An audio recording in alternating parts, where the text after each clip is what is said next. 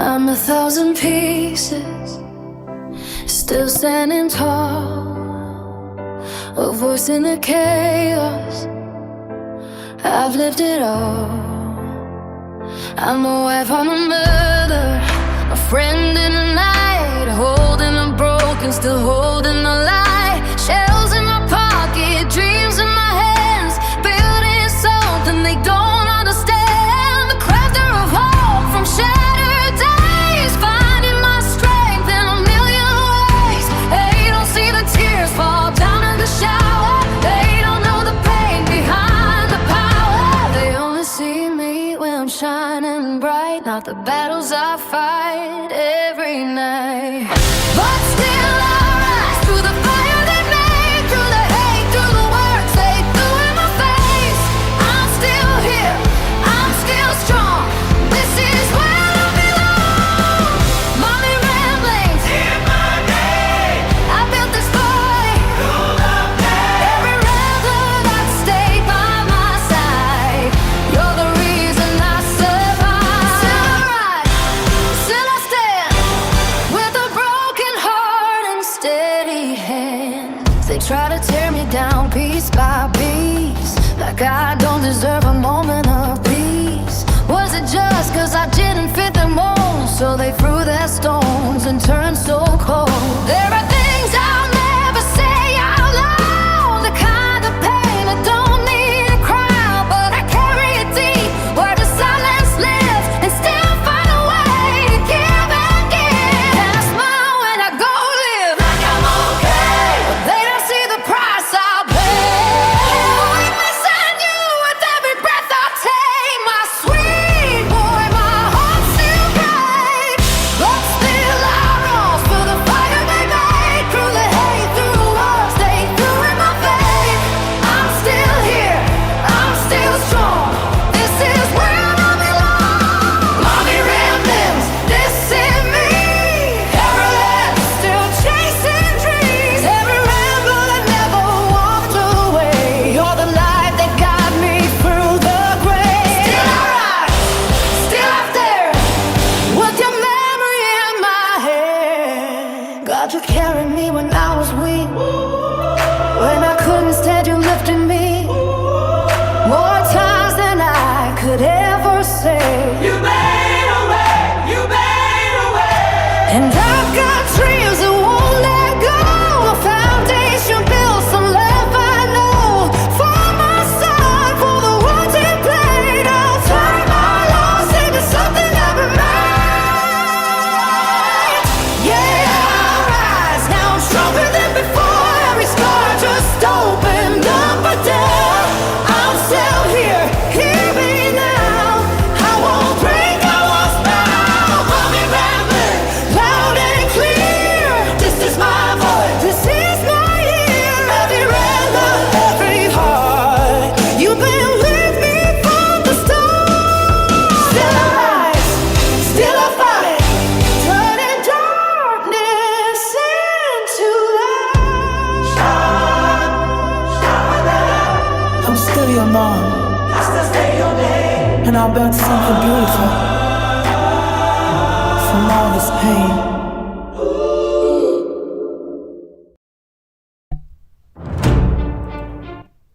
Okay, I will build something beautiful from all the pain, and that's the foundation. And there'll be more on that coming soon, in ways you can help if you want to, and we'll launch the website and all of that. And so that'll be coming in the coming days. But right now, because of the grief retreat, I've kind of been thrown off my. Hold on, let me make sure this is working. I've thrown off my time, my time schedule. And so at night when I'm doing the lives, I'm feeling really sleepy. And so I thought, well, why don't we try one in the afternoon? That way, maybe it'll be better. Let me just make sure my mic is good here. Good, perfect. And let me say hello to everybody who's here. Okay, hi Jen, hi Linda, hi Justina, good to see you. Hi Denise, Hi, Chrissy. Hi, everybody. And I'm in top chat, not in live chat.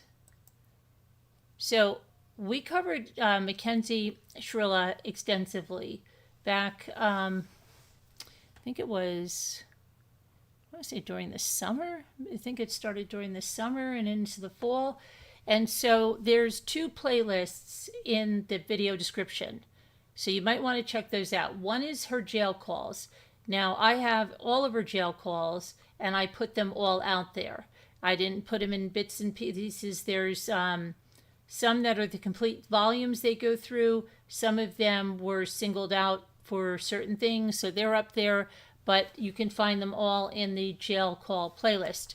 And then the regular content we did where we showed the body cam and stuff.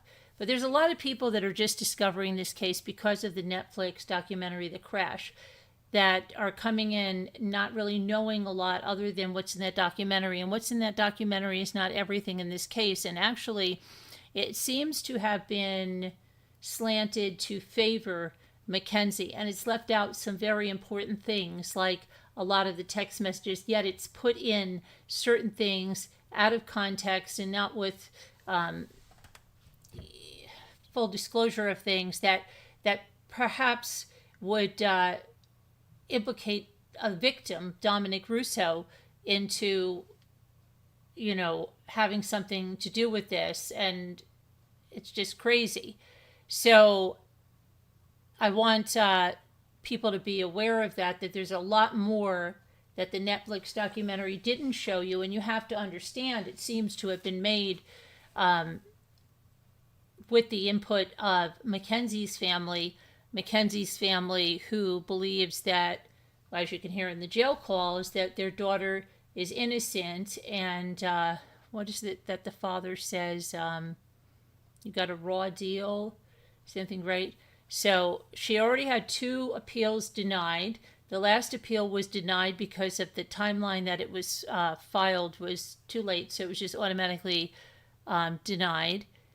She seems to get a lot of privileges in prison, or I don't know how she's wearing all this makeup and the earrings. I don't know if they just let her wear those for the interview or what. Seems like that would put her at a, somebody would rip that right out of her ear. So I think maybe it was just done for the interview. Hi there, Millie. Now let me go here and just give you a brief. I have something here, right here. Okay. So today we're going to step away from the summaries and the commentary to do what we do best. We do deep dive true crime. This is going to be part 1. Now I know I've showed you in a few nights since I've been back, like last night, in last night's video, we showed the body cam of the notification to Mackenzie's parents, and her sister was there. We showed the body cam, a little bit of Christine and Frank Russo, along with Nicholas Russo. We showed that. We showed the arrest of Mackenzie. We showed some of the booking process of Mackenzie. So, yes, but now I'm going to separate that completely and kind of go into here. And so I'm calling this part 1.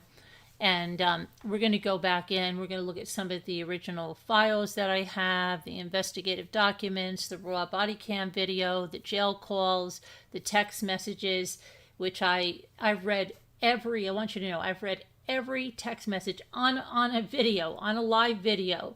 So if you want every text message, I don't even know how many parts it is. I think it ended up being over 50 parts.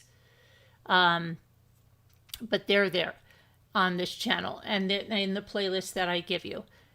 Let's see here. I think I might have do I have a separate one? If I don't have a separate one for the text message, I'm going to do that and update it.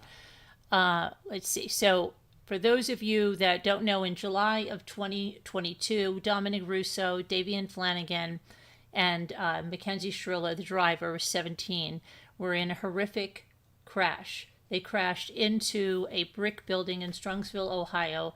The speed of the car was 100 miles per hour when it hit that wall, that brick wall of the building. And Davian was alive briefly. when first responders found him, but he succumbed.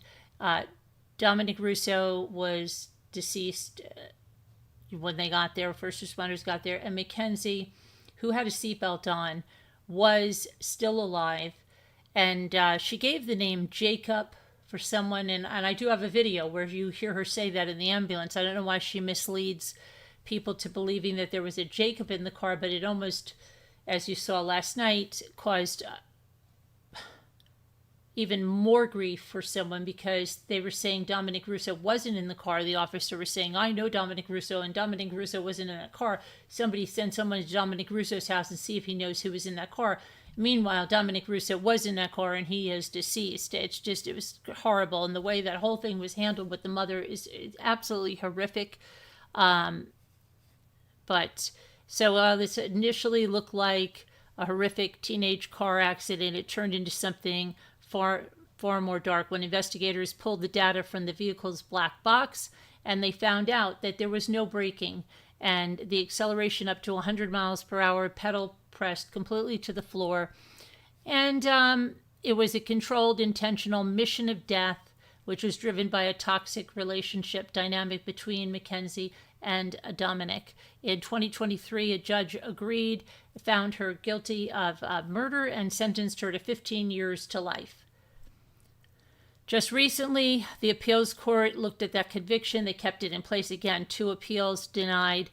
To truly understand how the state built the case, you have to look at the behavior in the statements right from the source. Today we're going to put our investigator hats on, and we're going to start going through all of the documents, body cam, arrests, examine everything, jail calls. So we'll do that in a certain way, I guess. We'll just try to get a deeper look into the case in case you missed all what we did before and you're just found this case through Netflix. Then you'll know the truth about the Mackenzie Shirilla murder case and what it really is, and things she really said with her mother after the fact, and how she wanted fame and notoriety, and they were so happy, things were going in the Daily Mail, and and then she had her influencer friend Rosie in that documentary. Well, we have her text with Rosie, and how Rosie didn't want to talk to the police, and then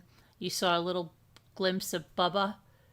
And Mother talks about Bubba in the jail calls and how he's working to rehabilitate Mackenzie's image, and how the mother says, things about, they're going to, I'm going to paraphrase now, but there's supposed to be a plot twist, and they're going to be sorry, and we'll get them, and don't worry, and you'll write your book, start writing your book, all of that. So we're going to go through all of that. Now, let me get back to you guys, and then we can get going with this. Hi, what did I just see here? Yeah, delusional, right? Millie, did you just find out about this? Now, why am I'm calling you Millie? I don't even know. I don't have my glasses on. Oh, Milla? How did you find out about... I have the wrong glasses on, too, and they're filthy. How did you find out about the Mackenzie Shirilla case? Was it... Because I'm just curious. It seems like a lot of people are finding out through the Netflix documentary, and maybe you are, too. But, so briefly, let me go through... Let's go back to Shirilla files, and let's go to this one, and I believe interviews.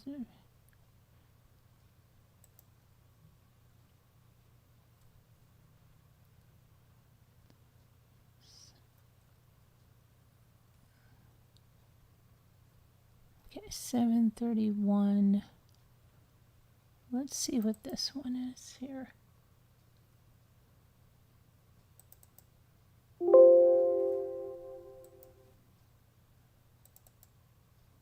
Why does it not want to do that? Hold on. Doesn't want to open that extension on that one. Why?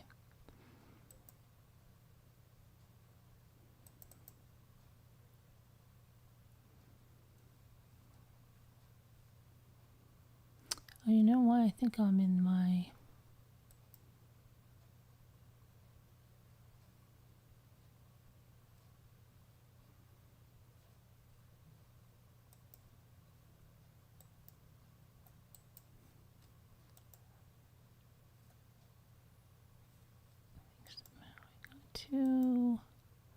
Let's go here. I think I'm in the non-extracted folder. Yeah, that's why. Okay, so let's see. Go to back, front. See what happens on this one. Now, of course, there's no sound right here in the beginning until he gets there. I'm going to try to advance it. Hold on. Why is this not? There we go. Window out. Recording. Mounted. Wi-Fi connected. We gotta bust the window out. This is them coming upon the crash. Do you want me to grab my med kit? Now!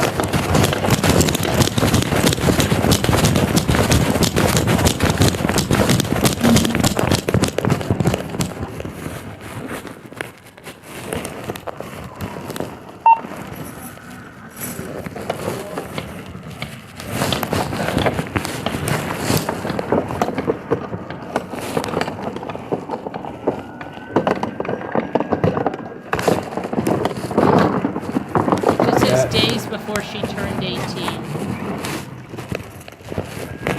Radio, we got at least 2 occupants in here. Still in fluid. Recording. Mounted. Wi-Fi connected.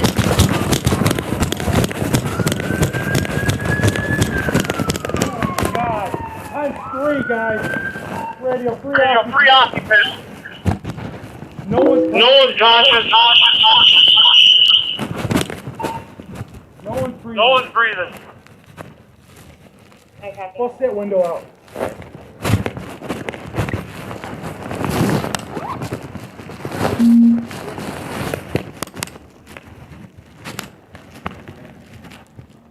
Oh my God, dude.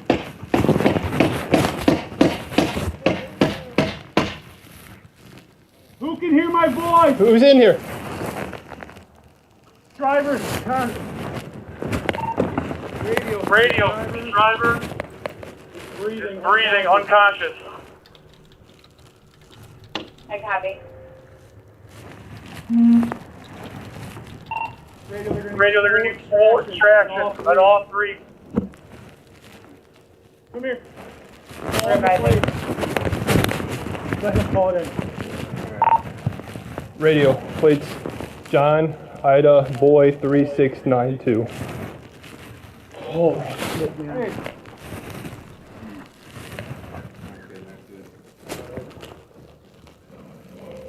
You need a knife?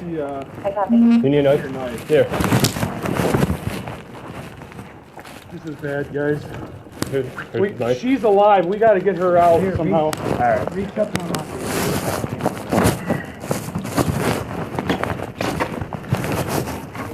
Oh, watch your. Dog 18 fired tornado. Shirilla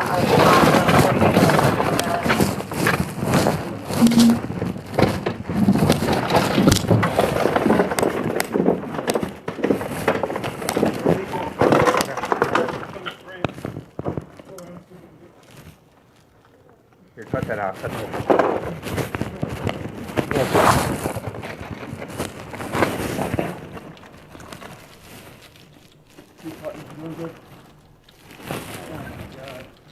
Sarge, we're good to try to get her out? Oh, dude, I don't know if we can. No.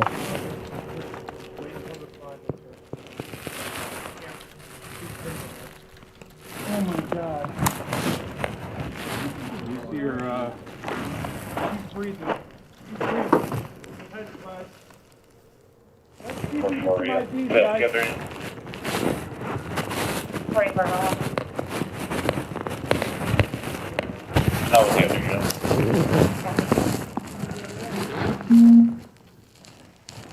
We got backpack on If you find a younger female in that residence with Shirilla.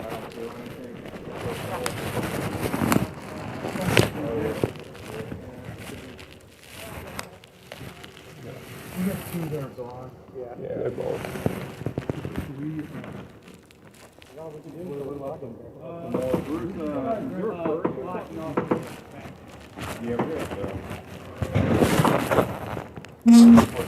First in up to black traffic, north on Alameda.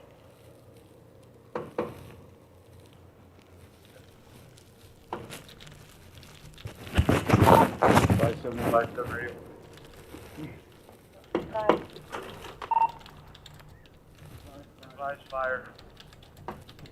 That's our driver's breathing, unconscious, wet. We advise.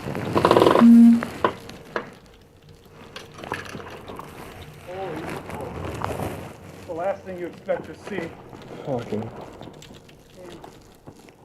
How do we find a track, guys? I wonder how long they've, Yeah. right there.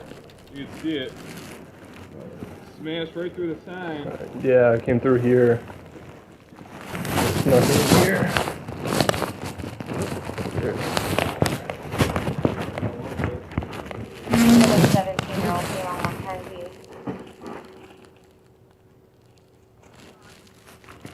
Okay, that might be the driver. Do you want me to look through here?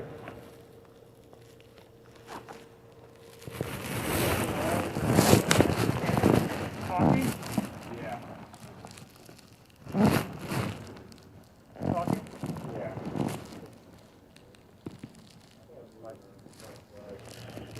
She's talking a little bit. Advise fire to step it up. Copy.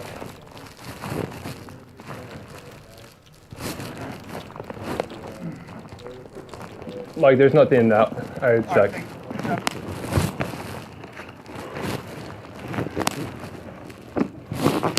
Talking to them.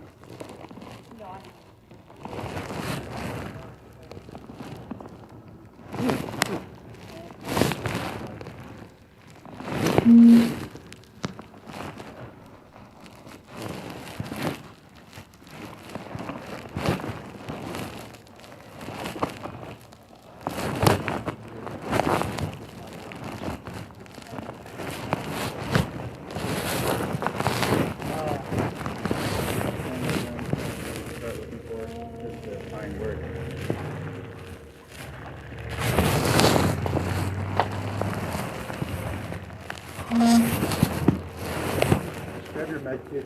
It's back in the car. Yeah, it's over there. I'll grab it.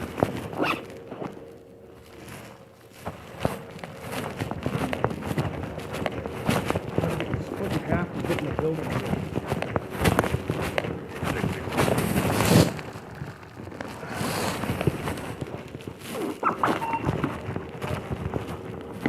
Go just shut down that bus lane.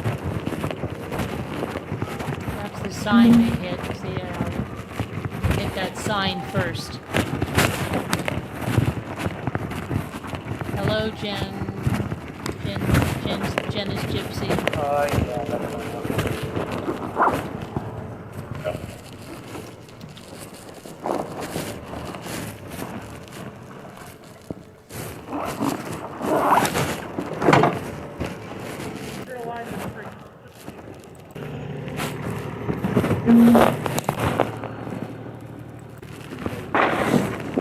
I mean, check those other two. They might be, but the one guy's definitely.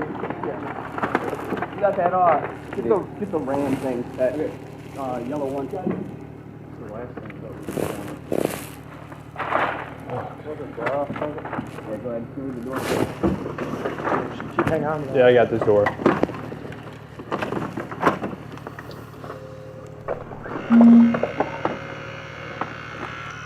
Oh, you heard your Netflix. Okay, thank you, Bill. Actually, give me a cut here. Request fast location. Like a beat. How many driver? Not more? No, you're good, you have to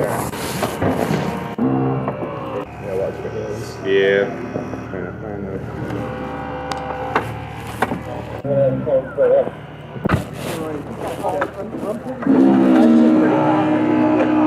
Yeah, actually keep in there.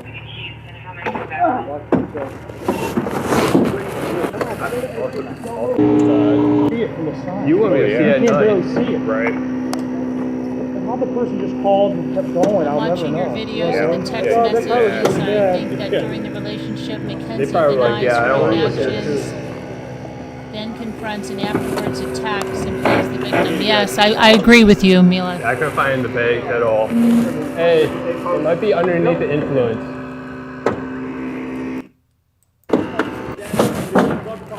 What do you need?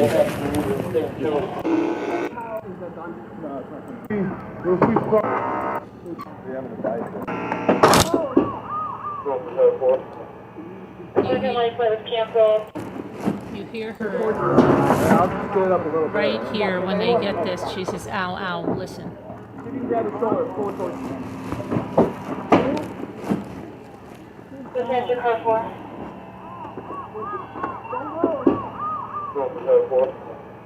Second life was canceled. The first one, ETA They're 5. trying to get... What do you want? Just slightly. Coming on. Oh, like that. Someone get inside here. That's obviously, yeah. At this point, they got her out of the car. They're wheeling her to the ambulance now.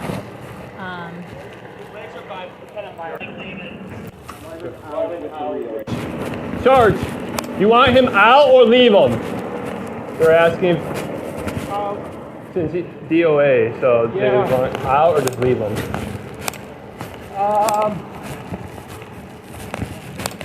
We can leave them in there because I'm going to call that. No, this stuff back here, I put. We took it out? Yeah, we took. Okay. No, that was already out. That was out? It was out all over. It was debris all over. We were looking for ID. Yeah. It wasn't. It looks hard. Yeah. No, sorry. No, it's. We were looking for ID, so we just threw it, took it back there to see if we can find anything. 57 over.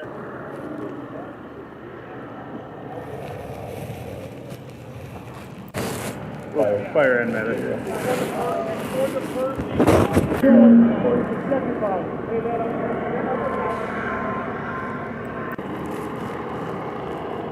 Hi, Jet Set. Velocity from Strongsville, badge 7157. Oh, you are?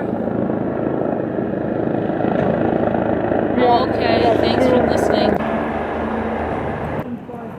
Okay, so let's go up. Adam, ID's that back, guy. yeah. Yeah, he's got an ID. Nope. Sleep. I want to show you where she says Jacob in the ambulance, and that's how the whole Jacob thing got started.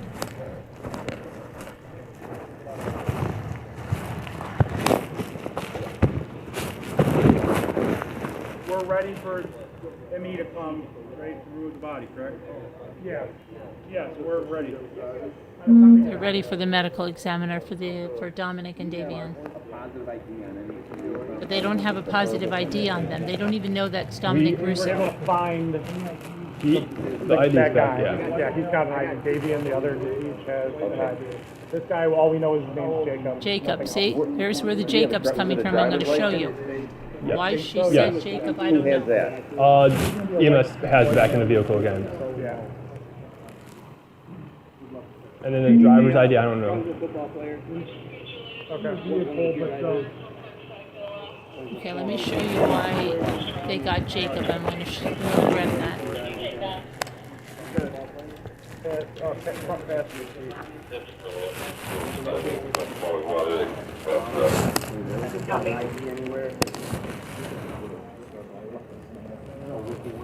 Yeah, we'll find out. I'm hoping. End our shift.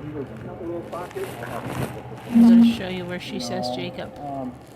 Alcoholic drugs in the vehicle. Yeah. Yes.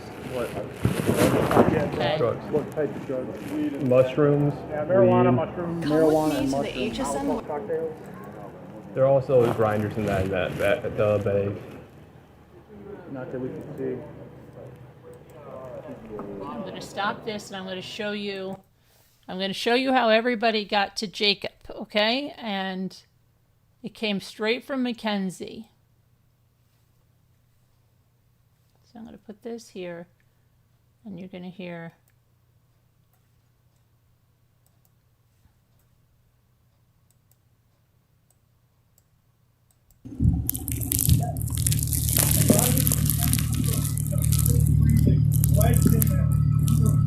Sending body worn down in 30 seconds. Body worn down canceled. Yeah. 24 hours.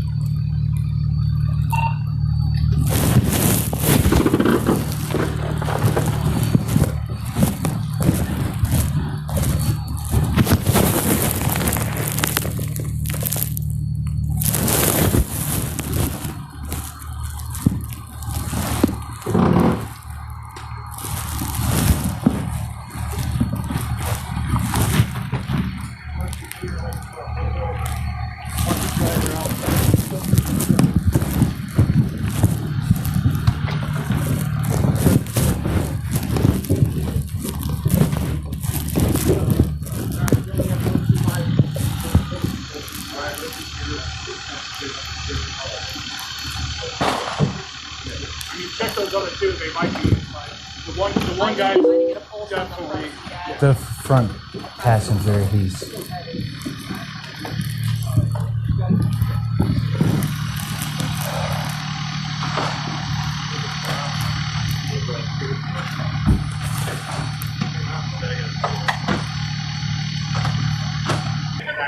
We don't even know who that is yet. We have no idea. Can I go talk to the female, get her info, or you want to try talking to her? Yeah, I'll go try. I'll get a first and last name for that guy. Is she that responsive, or? Yes. Yeah. Okay. Before the bird leaves. Now watch.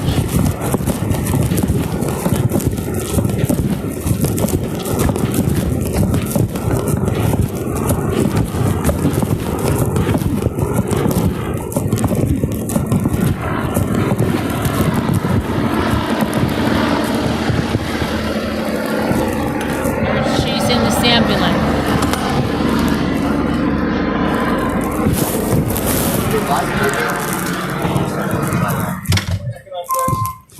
They're just trying to ID the last person before she leaves.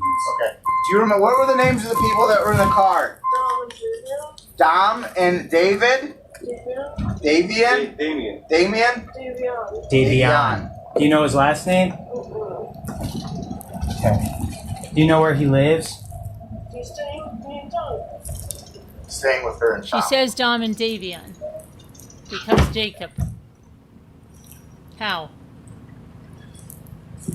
How does it become Jacob?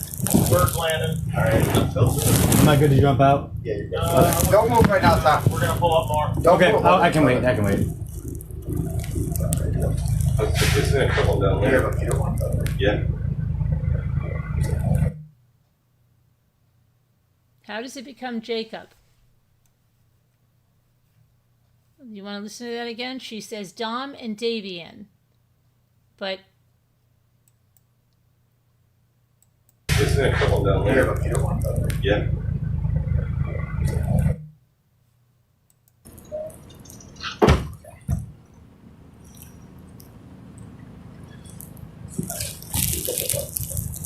Bird landing. Am I good to jump out? Yeah, you're good.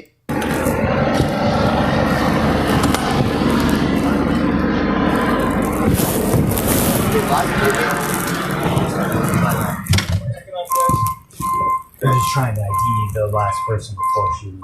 Okay. Do you remember, what were the names of the people that were in the car? Dom and David? Davian? Damien? Davion. Do you know his last name? Okay. Do you know where he lives? Staying with her in town.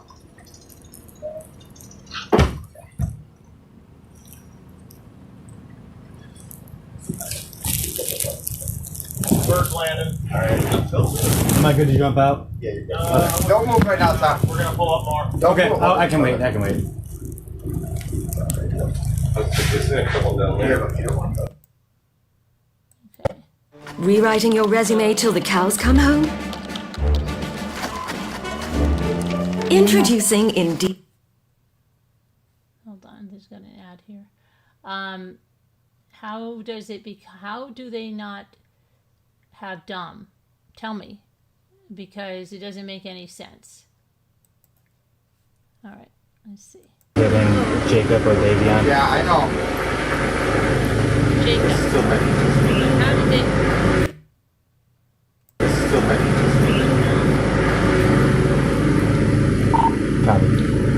Jacob's last name?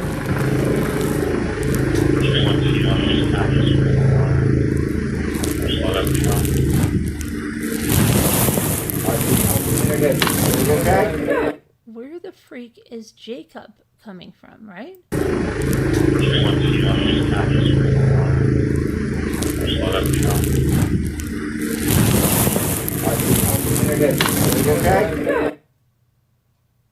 See, they cut the sound here. But did she change it to Jacob? Or said, because they've got this Jacob on the brain, and they don't even mention Dom. The guy at the hospital says it's not Dominic Russo. He knows Dominic Russo, and it's not Dominic Russo. You remember that? It's just crazy. Do you know Jacob's last name?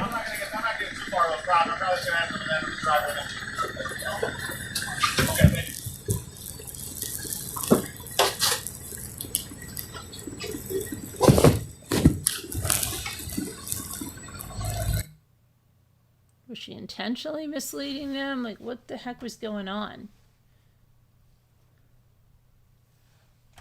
Now the audio is cut out at this point.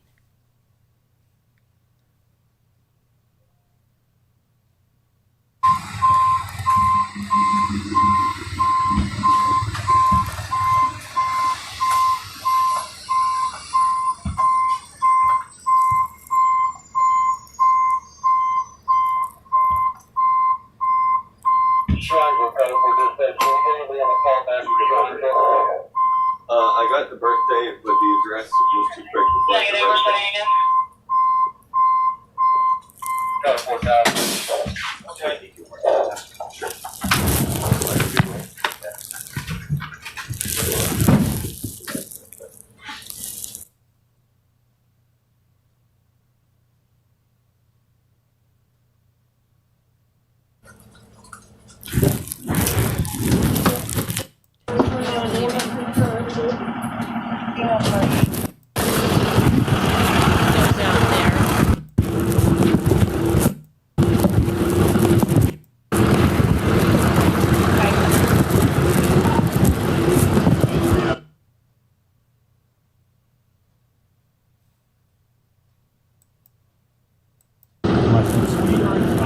Mushrooms. Oh, on her.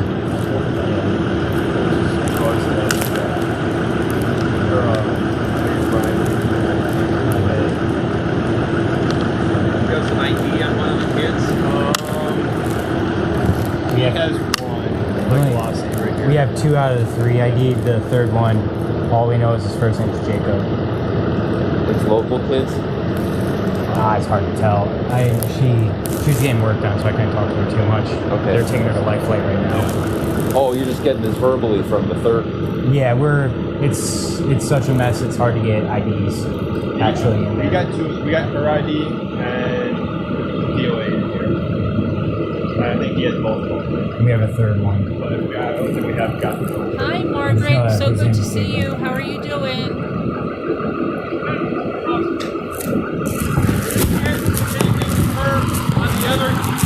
Only his first name is Jacob. That's all I got. The other male in the car, all we know his name is Jacob at this point.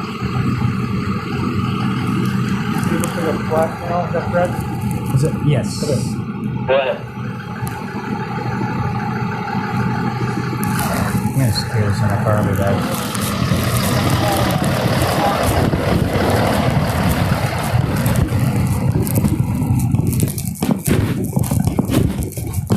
Look at that sign, the way she hit that sign.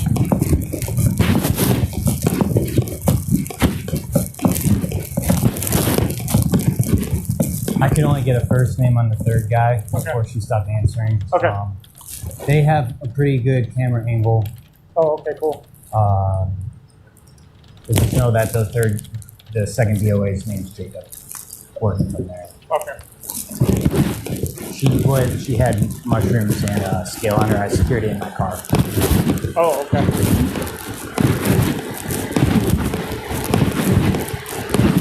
Wow. You got anything going on there?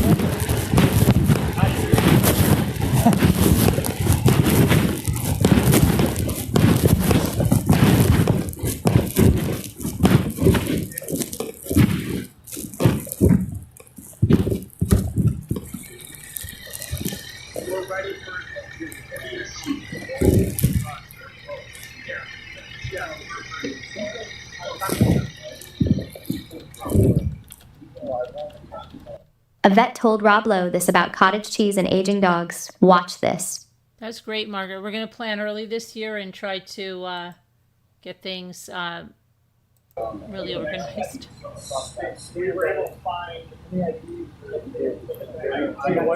Yes, I did watch the documentary, and that's why I'm going over this. A lot of this stuff was not shown in the documentary, and it was kind of biased towards Mackenzie.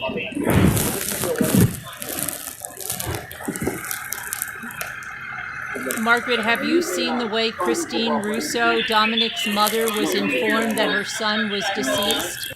Did you see that, Margaret? What they did to that poor woman?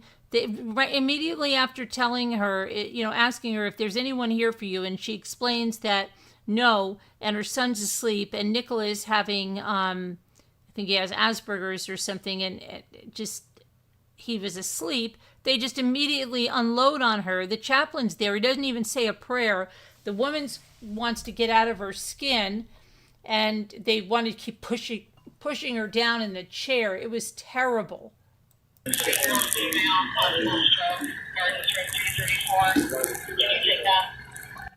That's...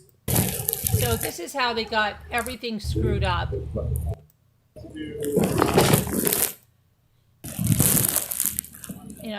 How did they do this? I mean,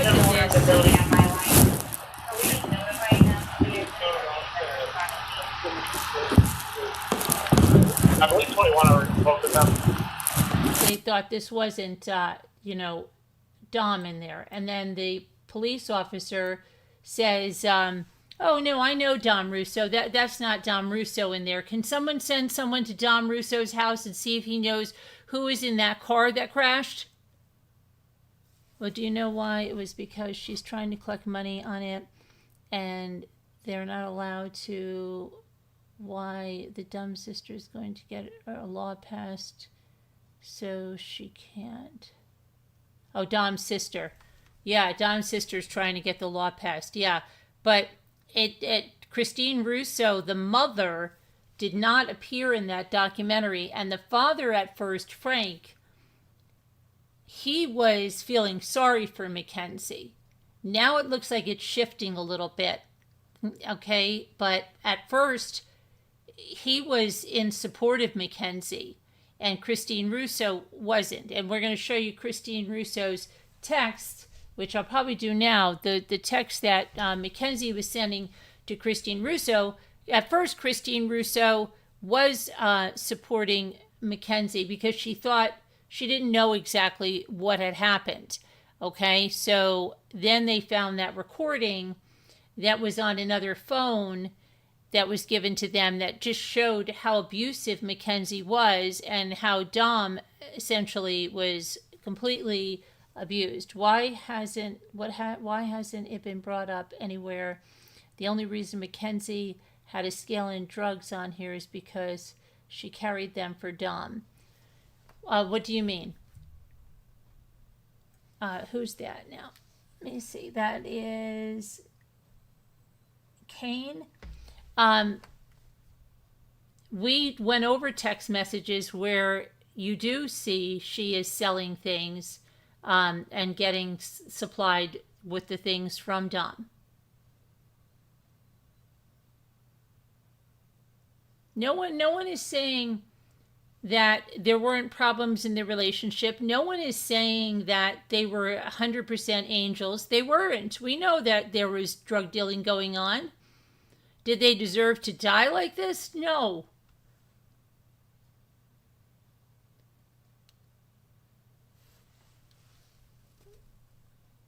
Okay, but we know that, and so was she. So was she. That is known. Okay?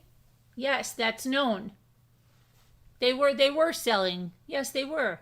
That's evident from the text messages. No one's saying they weren't. No one's saying they were coming from choir practice at the church.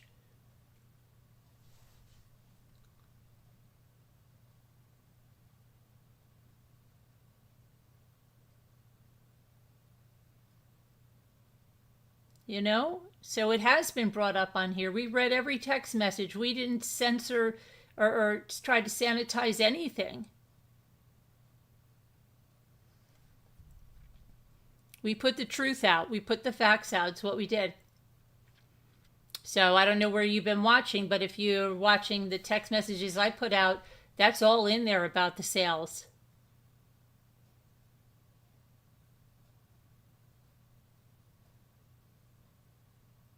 He was selling, so was she.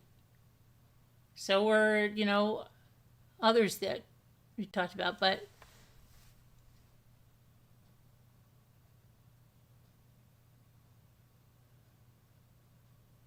she was a heavy pot smoker and she did it in her car. Yeah, she did it while she was driving.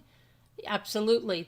I have tons of videos of her doing it while she was driving the car. Tons of videos of her doing it by herself without Dom, with her girlfriends in her closet. I mean, yeah, she was a heavy user. Okay, and then they were getting into the mushrooms too. So yeah, nobody's denying any of that. And nobody's trying to sanitize it again and say they were at choir practice. Dom was going to break up. Yeah, and she wasn't having it. She was, we show all the text messages up to the end. The mouth of hers, right. And the lack of remorse afterwards, okay? The lack of remorse, when I'm going to show you in the text messages right after, which she wanted their pictures in the casket with him. She was making this into something, you know, doing deals from the from her hospital bed to try to be an influencer like her friend Rosie. Okay, let's take a look at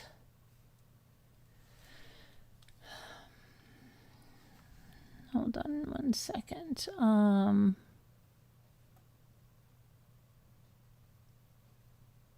I showed you her arrest, right? And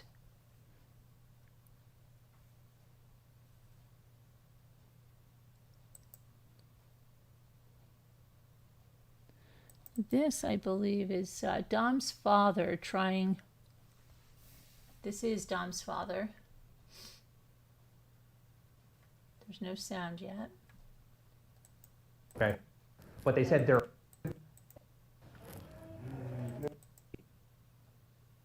The sound will be starting in a second. Let's see. And this was on August 2nd. They could be, more likely they're probably somewhere in the car. He's trying to get the But keys. they will find that when they go through and do the search warrant, okay? This is bullshit. Somebody's got the keys. Somebody has the keys. Somebody, where's his phone at? They have, his phone is in. And it's not with this phone. No. From what they said, they went through our detective, we have some property detectives. They went through, whatever Pepe asked for, we don't have. So Pepe said we could come and get the keys. Yeah. Hold on a second, because I'm gonna lose my shit here. Yeah. And I'm trying to help you out as much as I can. But they said there are no house keys. From what they said, there's a Cadillac key fob. There are no house keys on it though. It is just a key fob. Well, my understanding, we were supposed to be able to come get the key fob. Well, hold on.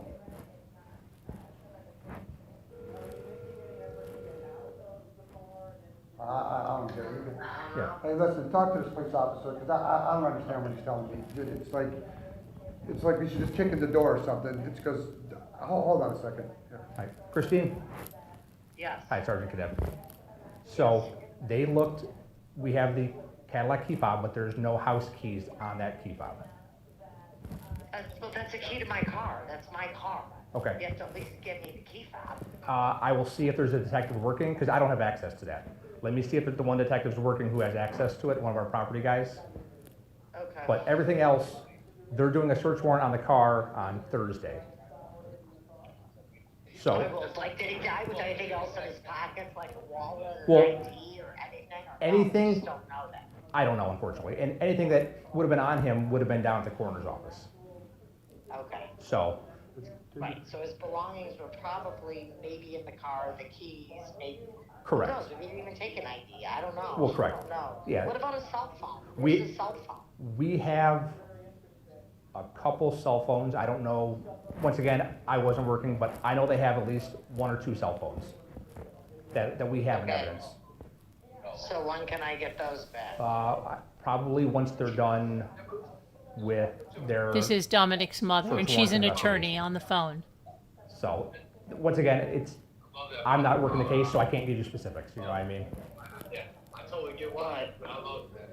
Okay, so you don't have access to get the key fob? No, there may be. She's trying to let get me the ask. keys to There the may be a detective Cadillac working. Let me see if that was he's in working, Dom's he could probably- driveway. That's her vehicle. I mean, the car's in my name. It's my car. Yeah. It's my car key. Yeah, let me see, if not, all of them who work, all of our bureau works Monday through Friday, 8 to 4. They can get access to that. I just don't have access to our evidence stuff.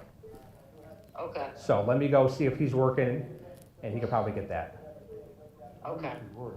But there's no house keys on that key fob. Okay, I can identify the house keys if I know what kind of keys you pull out of the car. Well, yeah, and that's something for the I mean, detectives in a couple of days. I mean, you should have been able to search the car and set it into an inventory tub. Well, and once again, I don't know. I don't know what they did down there. I mean, I wasn't there, Well, so. I'm just saying, I'm thinking a search warrant for the car. Yeah. I mean, So. But, all right, well, I'm just saying, I gotta be able to be consulted, make a note of it, that if there's property in the car, that's my son's.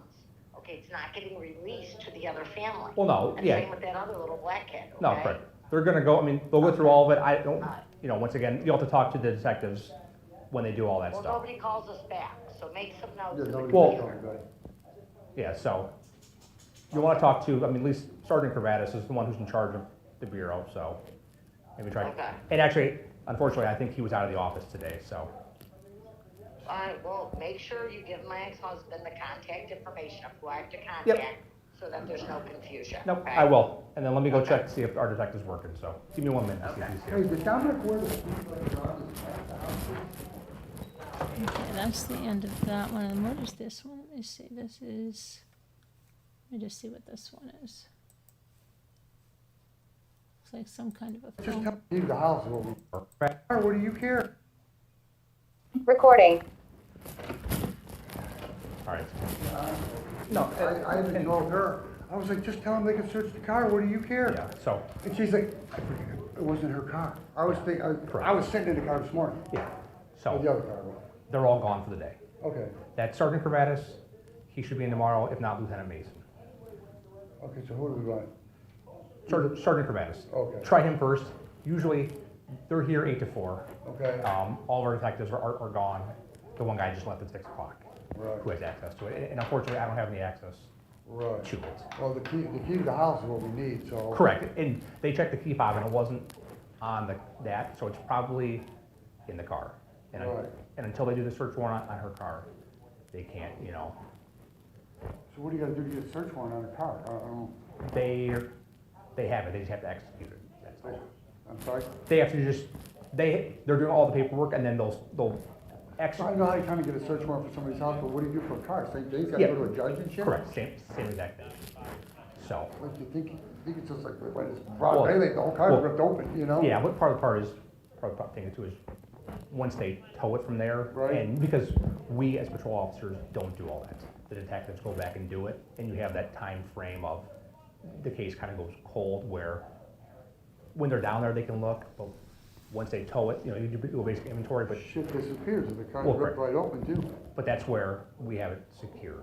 Oh, it's in a police impound lot. Yes. Okay, Yeah. I just. No, thought, no, you no, know, no, some no, judge no, opened it up. no, we have it secured. Okay. And that's why they come back, even that, because they don't work, all weekend long, they're just Monday through Friday. Right. So you have a day or two, so then they have to go get the search warrant, and then they go execute it, which is going through the car and inventorying Right. every single thing. And then also stuff like the diagnostics, all the stuff that comes with the car data. This is crazy. Correct. On that 360, whatever the Well, app was, and whatever. that's what multiple people have called us about. It said 90 miles an hour. That information. Did you hear that? Yes. So what the fuck, what was the hurry? So I hate to say it, there probably wasn't a good reason for it, you know what I mean? It doesn't make any sense. No. So, sorry, I couldn't be of more help. But, okay. Son outside waiting. All right. So if you have Okay, so that was the 360. Now, I think I have, let me see what this was.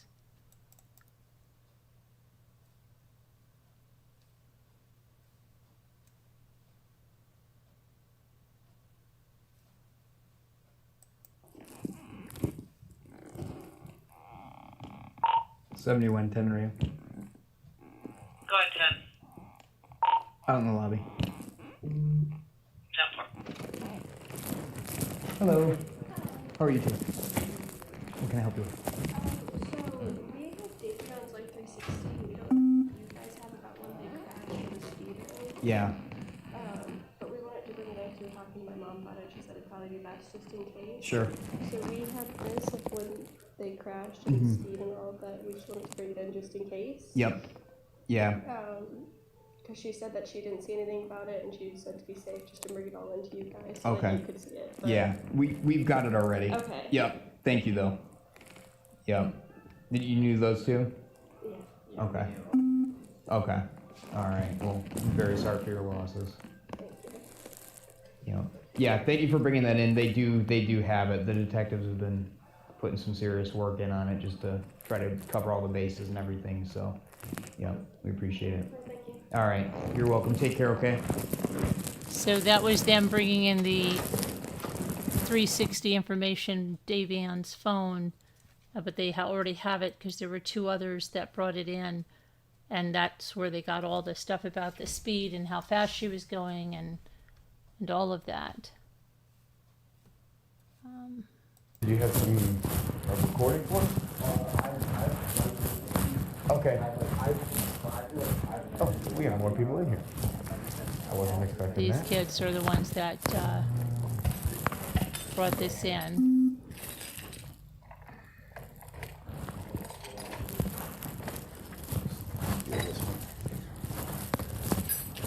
All right, so do you have Light 360 so that you were able to track the phone?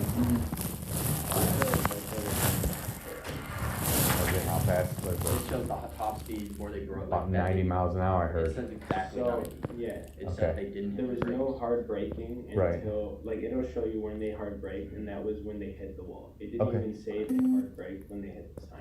Yeah. Right, they probably didn't. They probably. So this is actually, I just want to show you. Oh, no, explain it. So yeah. this is when they were going down Progress Drive, Mhm. and then you know how there was like tire tracks before it, like Right. on that side grass. So that's the sign, That's when it hits the sign. and it then says that's slow where down. she curved exactly right on. Gotcha. Missed those two rocks and went right into the sign, the Mhm. side of it. But I'm just confused on how the back of the sign was messed up, but she went right into that wall. Right.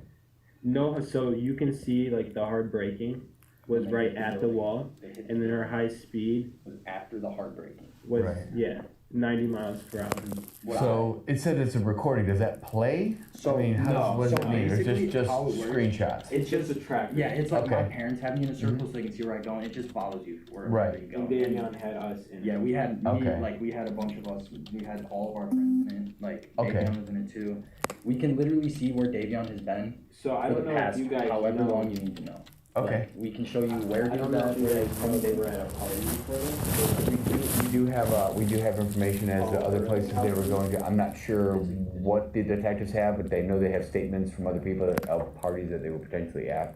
So they were at Paul Burling house. I don't think their parents knew about the party, but I can be wrong. Okay. Um, If you guys want, I will let you guys write statements. Okay. And you can write down. Is there anywhere I can like send screenshots? Absolutely. I will give you. I'll write down my email. And you can send the screenshots right to the email, and I'll get them all to the detective. So I spoke to friends that were at the party. I wasn't personally there. I Okay. wish I was there. But, Okay. Okay, any information you have that can help us out to help try and sort out and get a better understanding of what happened is helping us. Yeah. So I'm gonna give you my email. But there here was at work. the fact that they might have been on psychedelics. Okay. So Kenzie was the driver, and they said that she took a nap. But if you know psychedelics, that's like a 8 hour to 12 hour, like, yeah, you cannot sleep. You can see the exact time they left the house. I don't know. That's my response, so you can just send everything right there. Alright. But yeah, if you guys wanna write down what you know, and then just put down how you know it, whether you were told that directly by them, it was something you directly heard, or if someone else was, you're hearing a third party, because that's information that the detectives are gonna wanna know, because. I texted Davion he texted me at 5:30 in the morning. Okay. And it says that they crashed at 5:36. So he texted you right before they crashed. So, and you can show it shows on this app, Davion was on his phone at 5:35. Okay. So it was like almost like he was like a hostage in the car. Like I don't know. Like, because everybody's. What did he, can you send me the text messages that he sent you? I was on vacation at the time. If you want to see it, it's just. What I'm saying, if you want to screenshot those, screenshot me the text messages you were having, Okay. screenshot me the full route that it shows, and then if you want those key points, like the point that you know you're getting a text message from at the time, screenshot those, and then we can put it all, like I go, you can send me 100 million pictures, whatever you want to do to try and give us a better map, because if we have all those pictures in a line, we have the full timeline, we can expand it, we can get a better understanding with speeds and all that, everything that you're telling me. Yeah. And then if you want to write it down, you can write it down too. Because like he got on the phone at what time? I texted literally not even a minute before the crash. A minute he before texted one person just so he can like I sent him kind of say something as fast as he possibly can. What did he say when he texted? I was on vacation. I was in Colorado, and I sent him this picture. And that's a good picture. Yeah, he said that goes crazy, like the picture. Yeah. And then I responded at 7:30 in the morning, but it's too late at that point. But he did text someone out saying I love you, like around 3 o'clock. I don't know. He's I know he texted his father. Yeah. He texted his father. I heard he texted a friend too. Hey, I'm in the lobby talking to some witnesses from the crash. Fatal. Just write. Oh yeah, I'll hang it. You write down. I'll write everything. All right. Well, I'll send you everything too. I got you. But we're really good friends with the family. And, like I'm friends with the neighbors of the family. He's adopted. Right. His parents are on vacation though, and we were gonna reach out to you guys to see if we can do anything arrangement wise with him, and because the family's gone for a while and they can't get back. So, if we get permission from the family to kind of see him and arrange to see him. I mean, whatever you guys work with the family, that's with us actively involved in the investigation. There's certain things that we will have to stop or prevent just to preserve the integrity of what's going on. Yeah. But for the most part, if they're giving you guys permission to do stuff on their behalf, I mean, we're not gonna step in your way. And so most of that stuff, once our investigation is done, everything's gonna be released to the family. Yeah. So once the family is in charge of it, had contact with them? I'm sure that we have. Okay. I mean, I'll be honest with you, like I said, I'm a work afternoon shift. I start at 3 o'clock. This all happened long before I got here. The day that happened, we were coming for the St. Joseph and John picnic. I'm on the SWAT team, so I had the armored car over there. Yeah. And they were doing notifications. So nothing was released into the media until after the family was contacted. That's why it took so long. To, tell you guys that we got permission. If you talk to the family, if the family wants to do anything, I mean, if they contact us, that would be the best, because we can ensure that it's the best wishes of the family. Yeah. But as of right now, the investigation in and of itself, I'm not involved in it. Yeah. I'm gonna get this information from you guys, have you guys write out everything that you're telling me, everything that you know that can help us, have you put it down on paper, and then just send me all those messages, and I'm gonna forward all that to my detective. Yeah. So I'm just gonna say, hey, listen, I met with you guys today, which I'm gonna get your information down in a minute. Spoke to you real quick, got your statements. High Speed Drifter, I said that in the beginning. Okay, this happened in Strongsville, Ohio, and it was a 17-year-old driver, soon to be 18, Mackenzie Shirilla, and her boyfriend. It was a toxic relationship, Dominic Russo, and then a friend of theirs, Davion Flanagan. Mackenzie and Davion had just graduated high school. The month prior, this happened July 31st, and I'll show you how she was driving very controlled, and then as she got onto this street right before the crash, she sped up to 100 miles per hour, hit a sign, and then went straight into the side of a brick building and she was trapped like under the dash. She had a seatbelt on. Dominic was in the front seat. He was DOA. Davian was in the back, but he ended up being, thrown to the front of the car. Anyway, he had a weak pulse, but he died.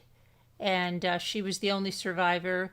And then, like it is you're seeing right now, people came forward who had Life 360, and this was not just, as many thought maybe they had too much to drink or something and they got in the car and it was an accident. No, this looked like an intentional act. And once everything became uncovered, the text messages and everything, yeah, there's a lot more to this. So right now you're seeing two friends of Davian, who was killed in this crash, come forward and talk about his Life 360. Got your photos, and I'm gonna hand it off to him. Yeah. He's the one that's been working this case since the start. I mean, since we found out about it, he's been working on it.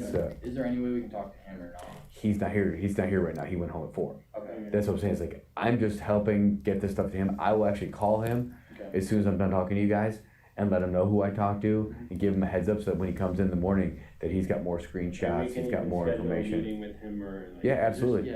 I'll give him, because I'll be getting your information, I'll have your name, phone number, if he wants to talk to you guys directly, because he'll have more, he knows what he's been working on so far, so he may have specific questions that he would want to ask you guys that I don't know. Like good enough to the point where we know he wouldn't put himself in that spot. Okay. He's not like the other kids where you guys just see like if they're smoking weed or doing hardcore drugs. He's not like that. That's why it's just like crazy to us. Right. I mean, this isn't. No one would have expected to wake up that morning and find out that someone they cared about was gone. In the middle of vacation, I came back as fast as I could. I was like, the first thing I looked at was Life 360 stuff. I knew. I was like, this is gonna be like, we're gonna make sure. Right. And like maybe I don't know if you guys got his phone or anything. Maybe we know stuff. They've collected everything they can that was in the car that was salvageable. I don't know if they have his phone. I would say the phone. I can't tell you anything about any of that. I know the phone was there because it's tracking. Operational enough to get tracked from the spot. Right. So then they probably have it. When I woke up, I saw Davian was in the police station, and I was like, "What do you do now?" Okay. And then I got the news. So Yeah. Well, then we have his phone. If you're pinging at our police station, then we have his phone. So it's off now. We can get a hold of his phone. Maybe we can get more information. Yeah. Until they're not gonna release that phone to anybody. Yeah. That I can tell you right now. That phone's not gonna get released to anybody until the investigation is done. Until they've gotten other. Because the thing is, what resources you have to get in there. We have probably 100 different more. Yeah. And you guys probably saw him by 360 at that point. That's why I said I knew he'd gone 90 miles an hour. Right. Yes, we've had some information on it, but the thing is, I don't know if our detectives got it from his phone or if they got it from someone else that was also in the group that's telling us what you're telling us. Yeah, there's like crazy rumors like the girl didn't she was just messing with her boyfriend. She would fight with him all the time and swear up and down that they'll kill themselves both. And we feel like Davian was just a victim of it. Right. Like they had their issues. Like I said, put all that down. Everything that you know. I have another pen. Does it? Yeah, good. I don't have a problem with it. As long as the bottom information, I mean, I'll get. If you guys want to put it together and then you guys both sign it saying that it's both your statement, I don't have a problem with that. Yeah. Instead of reading the same thing twice, it's fine by me. But I'm just while I'm saying, do you guys have your driver's license or on you or anything like that? That's not a big deal. I would just go off the driver's license, but I'll just have you tell me your names. My name's Hussein Ahmad, HUSNI. SNI, you said? And then AHMAD. What's your date of birth? 10/27. Can I just give you the last 4 when it comes to my time too? Because I know my last 4 digits my social. I'm gonna get some business cards for you so that if you need to, So they're writing a statement now on this, and I believe we have their statement in the files. I know who's handling it. That's one working on it. He may be more. There may be more than one. But I'll give down the one I'm going to be calling later. In fact, I'm going to call him now while I'm in the other room and see if there's anything specific Let me see what that this I one can. is now. I believe this may be when they walked in. Yeah, sure. Or walking out. Yeah, walking out. That's their statement.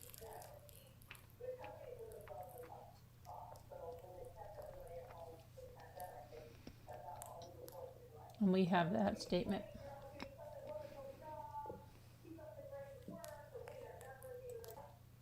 He went home earlier, but he will call you tomorrow.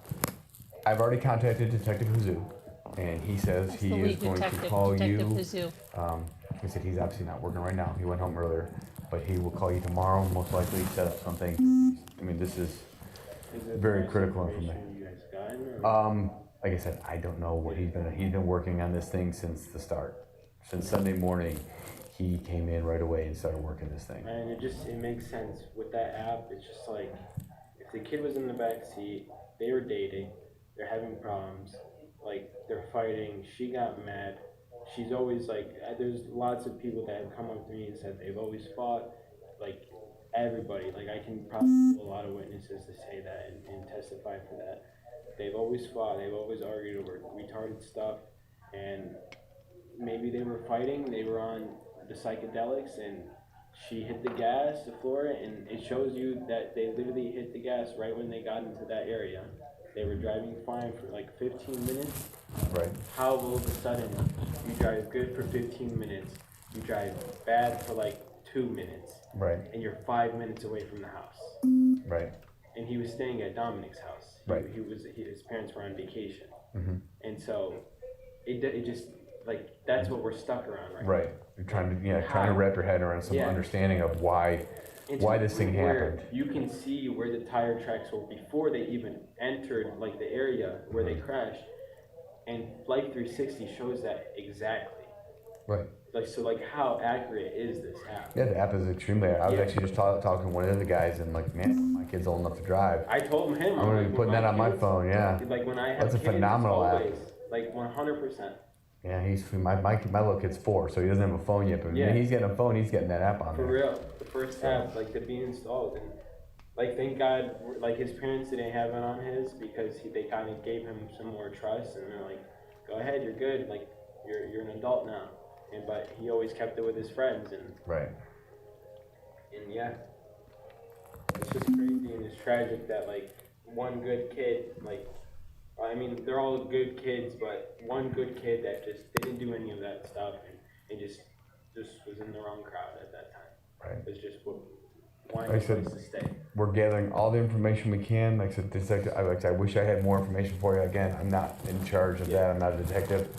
I'm just a supervisor in charge of the shit. They had us, had a supervisor come out and talk to you guys. This is literally August 2nd. Yeah. We might actually get all the information and we get it right to 2 you days guys. after We the have crash. access to the rooms. Other officers could take this report, could take the information from you guys, but we have access to get it right to the detective a lot quicker. That makes So, much again, I've already talked to him. I've already told him that I talked to you guys. And that's why he said, hey, he goes, I appreciate that they're going to be doing one statement together, but I would like to have more and more individualized paper. Like, I knew like most of this stuff, like that they would fight and like their relationship with each other, and then Davion was just like, he was one of my friends, like I was his boss at a time. Where'd you guys work together? I was the GM at Papa John's, and he was one of my employees, and I knew his family, and me and him and his best friend, we became really good close friends with each other. We'd work on our cars. Right. I gave a speech out for him the other day. Okay.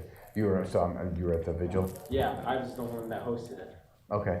Yeah. We weren't sure who hosted it. I just knew that we were sending guys down there to make sure that you guys were okay and had what you needed. It went pretty smoothly, right? I'm glad you guys were able to do that for you. Yeah.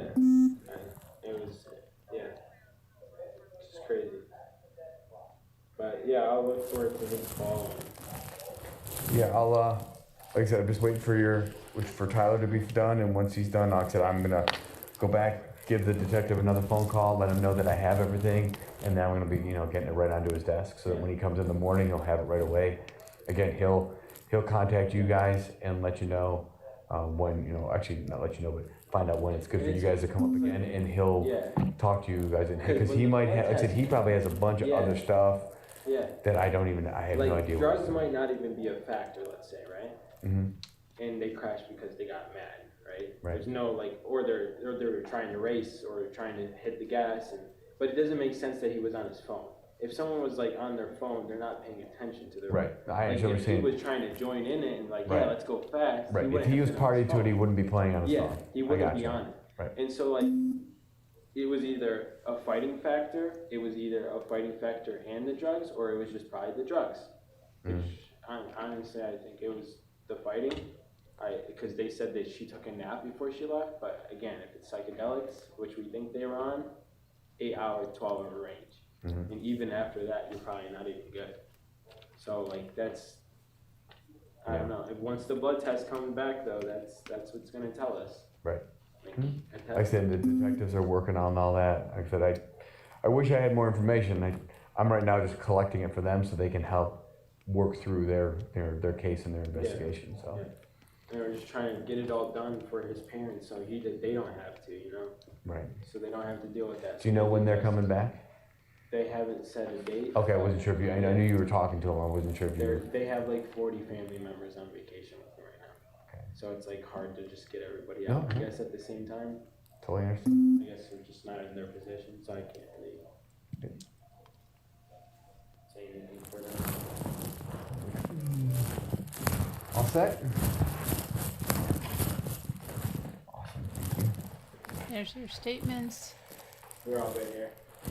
Yeah, you're all set. Like I said, you guys have the business cards Yeah. on you probably tomorrow. So, Okay. but appreciate you guys coming. Oh, and those screenshots. Oh yeah, I'll send them as soon as. I can download every picture, put it in a folder, so that when he comes in, he's just got to look at the folder. It's just there. So that was good and that'll be information. easier for me. And like I said, I'm here till 10:30 What tonight. else we have? So I'll keep going.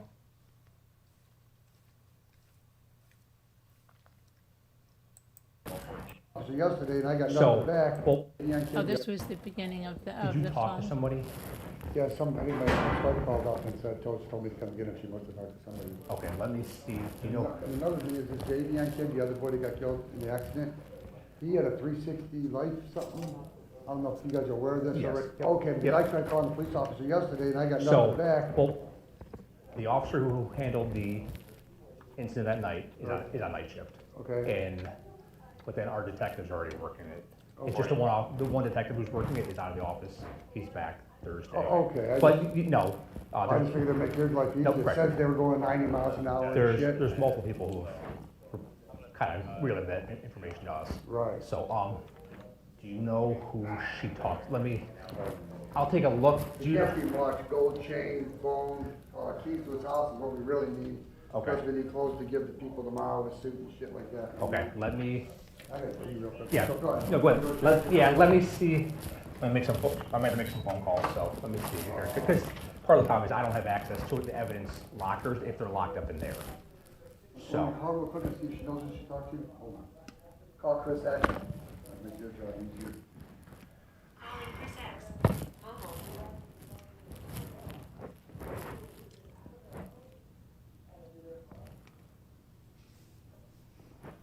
He has her in his phone as Chris X. Hey, do you know who you talked to at the police station while picking up the stuff?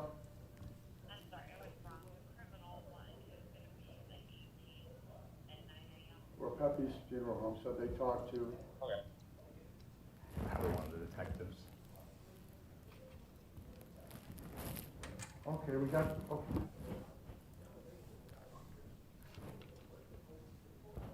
Okay, so you don't know the personal officer that Pepe talked to? Okay, all right, I'll be there in a few minutes. Okay, yeah, she said Repepe's called about the personal stuff or something. And Okay. the Cadillac key fob and whatever else. Let me look around. I'll maybe make some phone calls. Okay, got it. Okay, so that was the beginning of the stuff we watched before with the father. That's Dominic Russo's father. Now,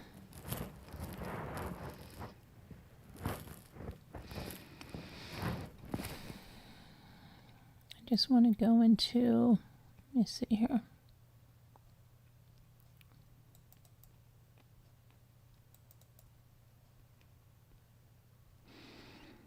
So the grand jury presentation, again, this was not shown in there.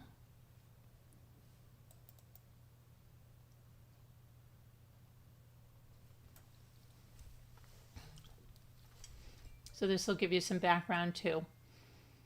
Okay, this is Detective Hazoo, So we have subject Mackenzie Shirilla, victim Dominic Russo, victim Davian Flanagan.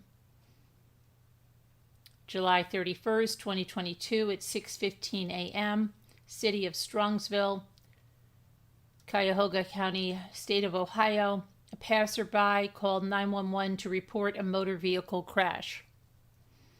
Strongsville Police and Strongsville Fire units were dispatched to Progress Drive at Alameda Drive for a motor vehicle crash whereby a Toyota Camry had impacted the Plidco building at 11792 Alameda Drive. Here's the area. Strongsville police officers Galassi and Zielinski were the first on the scene, and we showed some of that earlier, right? 3 occupants were in the vehicle and had to be mechanically extricated. The driver, 17-year-old Mackenzie Ford Shirilla, was removed from the driver's seat. She was alive and was flown to Metro. Front passenger, 20-year-old Dominic Russo, and the rear passenger, 19-year-old Davian Flanagan, were both DOA. Actually, Davian was had a weak pulse. We hear that in the police cam, body cam. While Mackenzie Shirilla was being assessed by medics, one of them located a digital scale and a clear bag containing a substance that tested positive for psilocybin and weighed over 6 grams. The items were in her waistband. Members of the public provided the first clues that this crash was not an accident. And these are the people that came forward, right?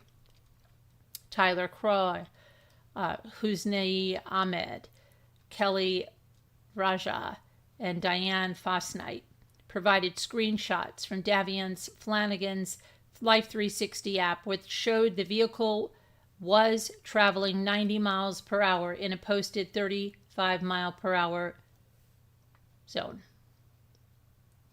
And these are the screenshots, okay? Let me see how it goes off the road and into that building. 90 mile per hour at top speed. And then they show you some of the photos here. The Toyota went slightly off the road and aimed directly at the corner of the Plidco building, as evidenced by the tire tracks that you see here. They aimed for the corner. This is the point of impact. Evident data recorder, the black box, was retrieved. Okay, reviewed and analyzed by 2 different neutral entities, OSP and SWIG. So it says that by this they learned that the time before the crash, the vehicle was at 96.9 miles per hour. The accelerator was 100% full, pushed down, okay? And there was no braking, absolutely no braking through any of this. Then the vehicle got up to 97.6, and then to 98.2, finally to 99.4, to 100 miles per hour. Again, the pedal never stopped being pushed at 100%. There was no braking. Okay, the engine throttle. And so they found that out. The pre-crash, Mackenzie Shirilla did not apply the brakes, and she was in control of the vehicle. There was no braking, and the car was in drive. It was put in neutral, back to drive, then in neutral. Now, what people think might have been happening then is that Davian or Dominic were trying to get the car to stop, trying to stop her. Here's what the experts said about the EDR. The vehicle was traveling with the accelerator pedal fully engaged. At no point was the service brake applied. The pedal was depressed to 100% for a minimum of 5.85 seconds prior to impact with the wall. Sergeant McQuaid, Brooklyn PD, There was no braking for the vehicle, and there was a request for 100% acceleration with full pedal pressure. Sergeant Fox. Forensic examination by licensed investigator and master tech Mark Sargent. He said, and I quote, "It is my professional opinion that the vehicle was free of defect at the time of the event and showed no evidence of a malfunction causing or contributing to the event." The crash reconstruction by OSHP Trooper Rawson. Speed in front of Parma movers while navigating a curve 98.1 miles per hour. Location of Parma movers to 20,036 Progress Drive, approximately 0.2 miles from the crash scene.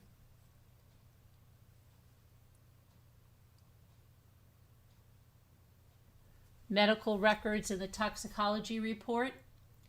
Pursuant to 2 separate search warrants, I obtained Mackenzie Shirilla's medical records from Metro Health.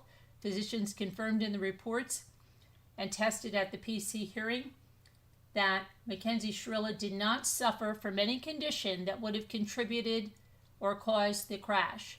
No reported history of seizures either. Toxicology. Currently, there is no level of THC or any of its metabolites which necessarily determines the degree to which Mackenzie Shirilla is impaired, nor do any of these drugs impair the blood, they impair the brain. She tested negative for the psilocybin and she tested negative for ethanol. So she didn't have alcohol or the psilocybin in her system. Again, like she had the THC, but she was a daily smoker. The mushrooms on her person, the psilocybin mushrooms in a digital scale that were located on Mackenzie Shirilla's person, right there. They were tucked in her waistband. Here's some photos from her social media. Your inspiration, modeling, Ohio, baby Kush, and showing you her with stacks of money, right? And her sneakers and all of that. To determine motive, search warrants were obtained for Mackenzie Shirilla's cell phone, her iCloud account, her Snapchat accounts, her Instagram accounts, her Pinterest accounts, her TikTok accounts. The incident on July 17th, 2022 happened when Mackenzie Shirilla was driving her vehicle northbound on I-71 near Bagley Road with Dominic Russo in the front passenger seat. Dominic Russo called his mother, Christine Russo, and he asked his mother to pick him up from the highway, citing that Mackenzie Shirilla was threatening to crash the car. A witness, Christopher Martin, went to pick up Dominic Russo, and while on the phone with him, he heard Mackenzie Shirilla say, "I'm going to crash this car." Christopher Martin further added that he observed Mackenzie Shirilla strike Dominic Russo as he got out of the car. The incident was reported by Christine Russo and Christopher Martin. According to Angelo Russo, Dominic's brother, Dominic Russo wanted out of the relationship, which was described by the Russo family as toxic. Mackenzie Shirilla was living with Dominic Russo at his house, and he was financially supporting Mackenzie Shirilla's lifestyle. Halloween after the crash, 2020, Ohio University Halloween. These images and videos on the next slide were all taken the weekend before Halloween 2022 at Ohio University, and they were posted to open social media sites by Mackenzie Shirilla and Rosie Graham. And there, you see that they're just having a good time, right? Summary. 1. Nothing mechanically wrong with the Toyota. The EDR data and analysis, 2 opinions. Forensic inspection. Nothing medically wrong with Mackenzie Shirilla. Medical records from Metro 2. The trauma surgeon testimony from the PC hearing, probable cause hearing. No OBI, operating a vehicle under the influence. She had no ethanol in her system, only THC in her system. It doesn't support impairment because she's a daily user of THC, as evidenced by the ample social media recordings and statements by family, friends, and text messages. Intentional act. Multiple breakups in July of 2022 and before, evidenced by 31,697 pages of text between the two, and I read every one of those texts that were released. Per the Russo family, the relationship between Mackenzie Shirilla and Dominic Russo was deteriorating. Deanna Fosnight, the mother of Mackenzie's ex-boyfriend, provided information about previous threats. The incident on July 17, 2022 on I-71, where Dominic called his mother to pick him up. Here's the aftermath, and that was what was presented there. And then aggravated murder, crash on July 31st. When everybody knows me, not from popularity, but from my horrible reputation. Mean girl. Several sources of information described Mackenzie Shirilla as being a mean girl. Investigators learned that Mackenzie was largely disliked among high school students for incidents of bullying and being awful to others. There's an audio from Snapchat in which Mackenzie responded to another Snapchat user and mocked their appearance. This happened July 25th, 2022. I don't know if it's able to be played here. I have it somewhere else. Reckless and careless driving. Several sources of information have described Mackenzie Shirilla as being a crazy driver. These individuals have stated to investigators that Mackenzie would regularly drive fast, carelessly, and angrily, and this is shown on her social media. According to these individuals, it was common for Mackenzie to get into road rage situations. Yes, and there are several that are in the files that I received. Below are some examples of careless and distracted driving from Mackenzie's own Snapchat account. In a video on May 10th, 2022, Mackenzie can be observed recording herself while operating a motor vehicle and attempting to look into the camera lens instead of on the road. The video was posted to Mackenzie's Snapchat profile. Distracted driving. March 15, 2022, Mackenzie can be observed operating a motor vehicle while recording a video. During the course of the video, Mackenzie is observed taking her eyes off the road several times. Additionally, Mackenzie added heart effects to the video. It's unknown if those effects were added while driving or a later time. On April 19, 2022, she's again observed recording herself while operating a motor vehicle. Additionally, she physically manipulates her phone to display that her legs are up on the seat and not on the pedals.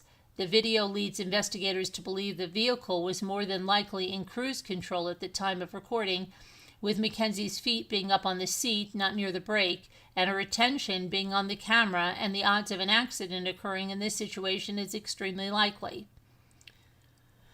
In a video dated March 24, 2022, Mackenzie is seen operating a motor vehicle while filming Snapchats of herself singing along to music while looking into the camera.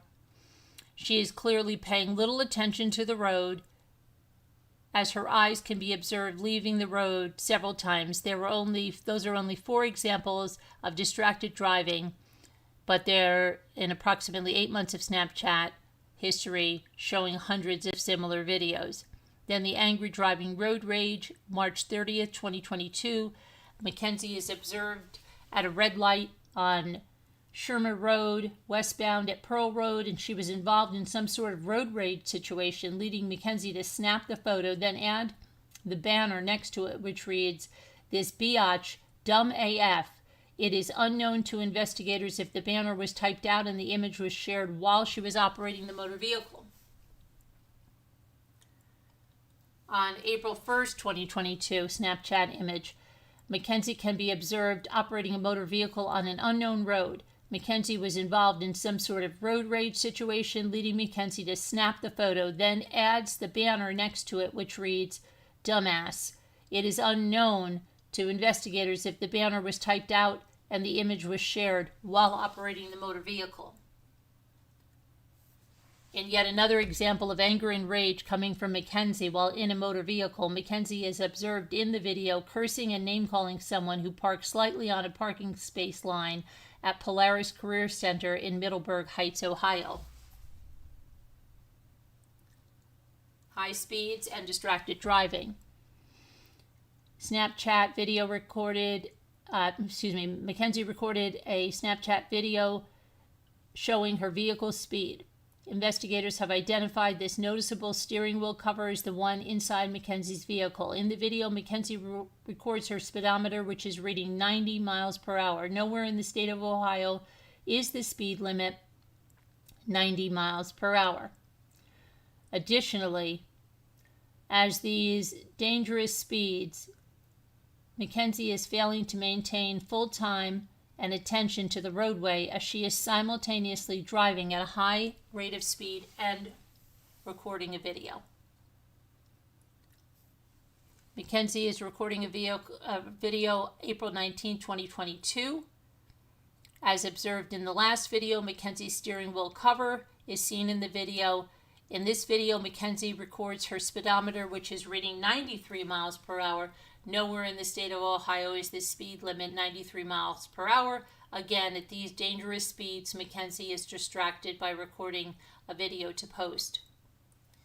Breaking and entering Columbia Church of God. In the following videos and photographs, Mackenzie Shirilla and victim Dominic Russo were seen breaking into the Columbia Church of God on July 19, 2022. In the videos, evidence of forced entry is clearly shown. Shirilla is recorded stating, I'm taking that, as she takes possession of an item belonging to the Columbia Church of God. The photograph in a following slide is a selfie taken by Mackenzie of her and Russo inside the church in front of a mirror.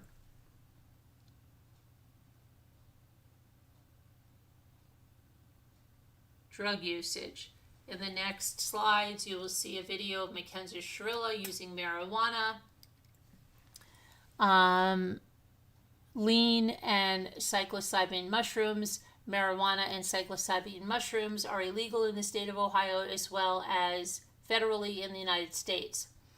Lean is only illegal if made with prescription cough medicine. Lean is a drink commonly made with cough medicine combined with soda or any other drink of the user's choice. Lean was made popular by rappers in rap videos as well as social media. This drink gives the users a high sensation.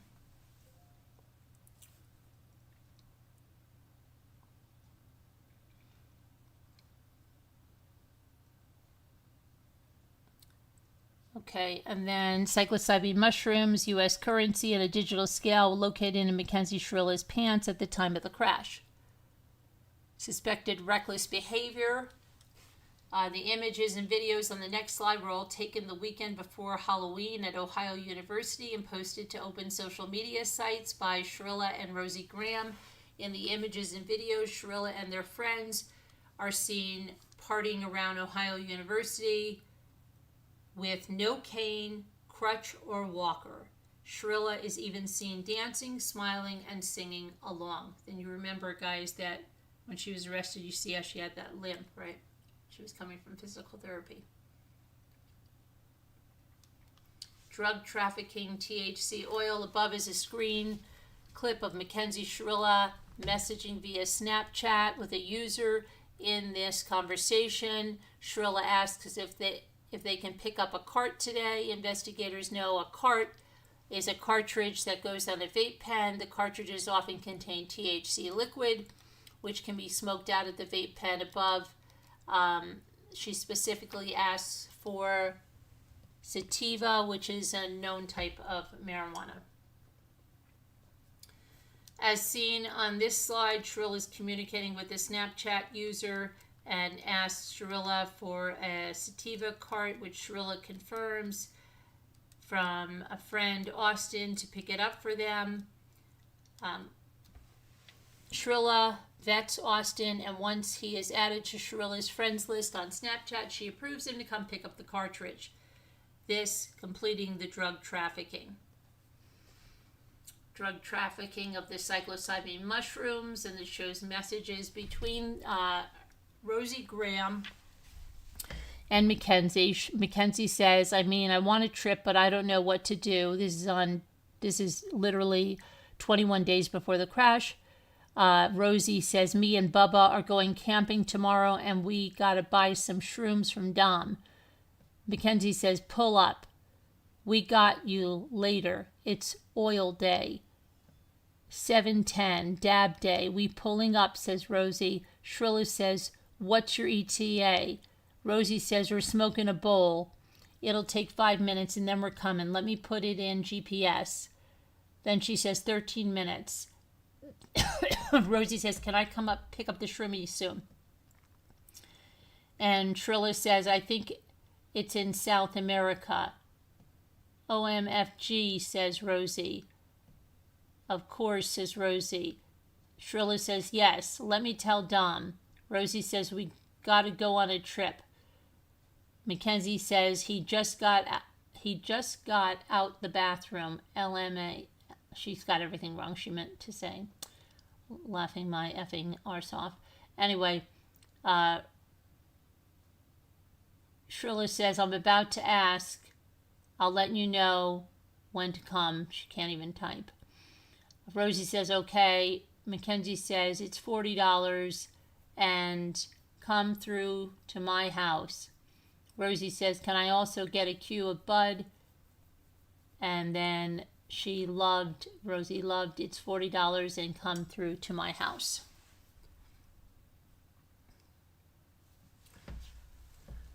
Shirilla says, I got you too, girl. Rosie says, bet. Shirilla says, what kind of Bud? Rosie says, thank you, best plug. Shirilla says, do you want the low or the higher price? Rosie says the low. Shirilla says, bet. Rosie says, bet. Shirilla says, loved. Thank you, best plug. Shirilla says, you should make a TikTok video, vlog of you tripping. LOL, says Shirilla.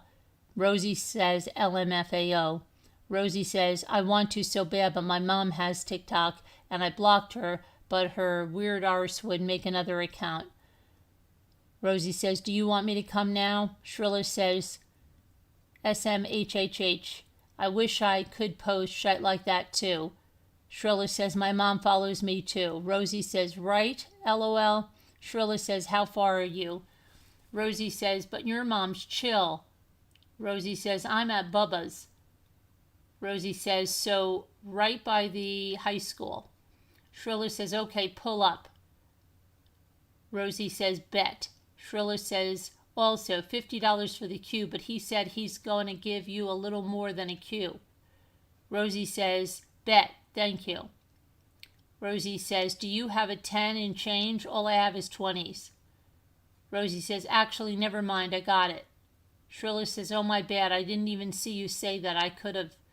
Rosie says, it's okay, Bubba has 10s. Shirilla says, okay, let me know when you want to come, I'm just going to be waiting in my driveway.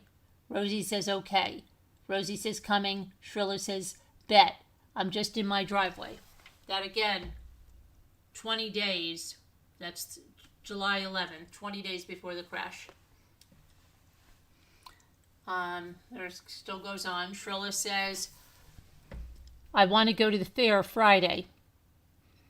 Shirilla says, what about you? Rosie says, Friday I'm tripping with Bubba again because his parents are going out of town. That's on 7/14. Rosie says, you can come over and trip if you want with Dom. Rosie says, and yeah, I was going to go to the fair Friday too. Shirilla says, we wanted to trip at the carnival. Rosie says, maybe while I'm tripping, ha ha ha ha ha. Shirilla says, we should all trip. Rosie says, yes. Shirilla says, LMAOO, yes. Shirilla says, okay, we down. Shirilla says, bro, you about to see me geekin'. Rosie says also, I don't know how many shroomies I need because me and Bubba tripped like 4 days ago. Rosie says, but yeah, bring enough shrooms for all of us. Paul and Dave, LMFAO, we should all have cash. I have some. Rosie says, I'm excited. Rosie says, F, except my mom and stepdad haven't even gone yet. Rosie says, I don't know if they're still going. I'm going to go pass out or run away if I see my mom, LOL. Shirilla says, how much do you and Bubba want? Rosie says, I don't know. I took 2 and he took 3 last time, but since it was 4 days ago, does that mean I need more or I can take the same amount? Rosie says, maybe 2 for me. Shirilla says, probably a little more. Rosie says, man, then I don't know. Then I don't even know. Shirilla says, maybe 2.5 and 3.5. Rosie says, whatever you think is good for me, LMFAO. Rosie says, sure. Shirilla says, have you taken over 2 GSs? Rosie says, I think I took 2.5 last time. Rosie says, and 2 the first time. Shirilla says, okay, then just do 2.5. At least can't go wrong with that. Shirilla says, was your trip too strong on 2.5? Graham says, okay. Bubba says yes to 3.5, and Davion wants 2.5. Shirilla says, how much does Paul?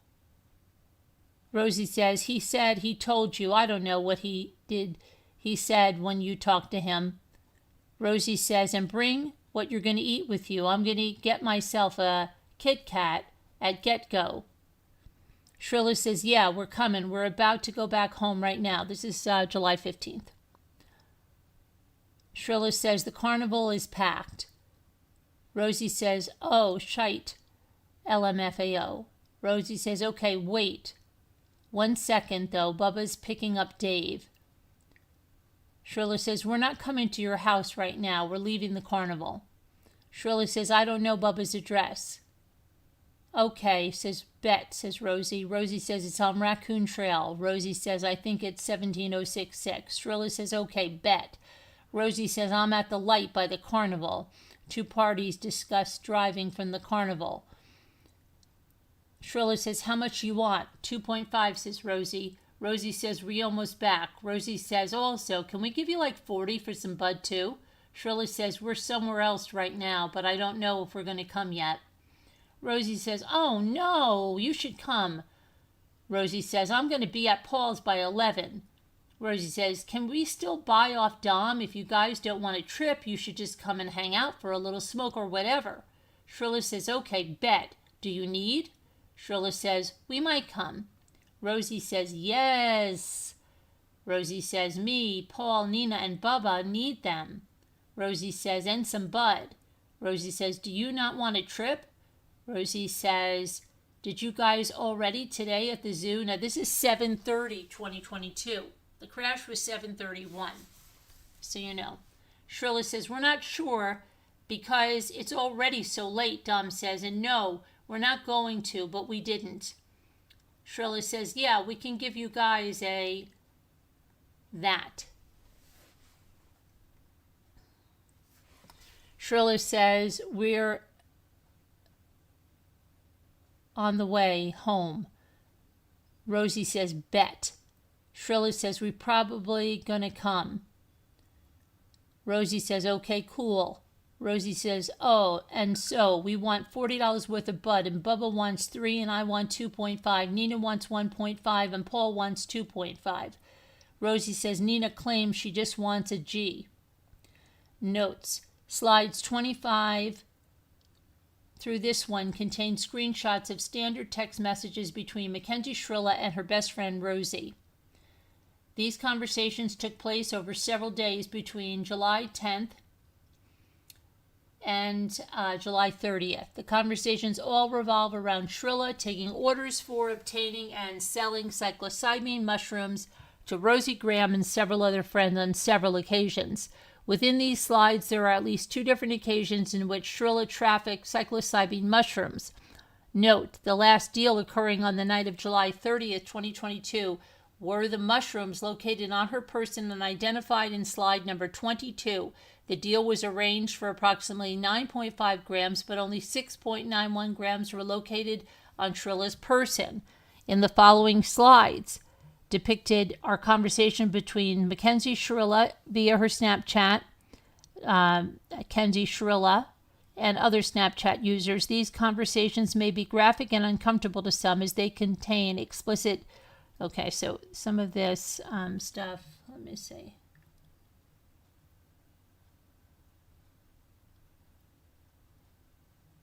This is where they were actually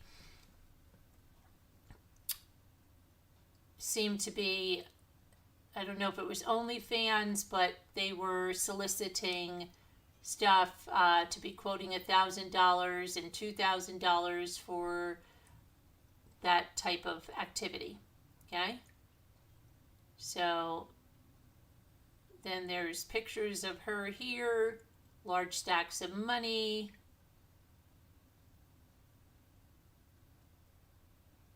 So far, this investigation has shown large amounts of money being sent to Shirilla with no explanation as to where it's being earned or coming from.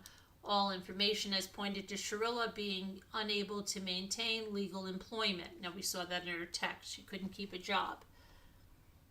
Aggravated murder of Dominic Russo and Davian Flanagan. So there we have that. Let me see what's up here. Okay, so let's see what you said. I still don't.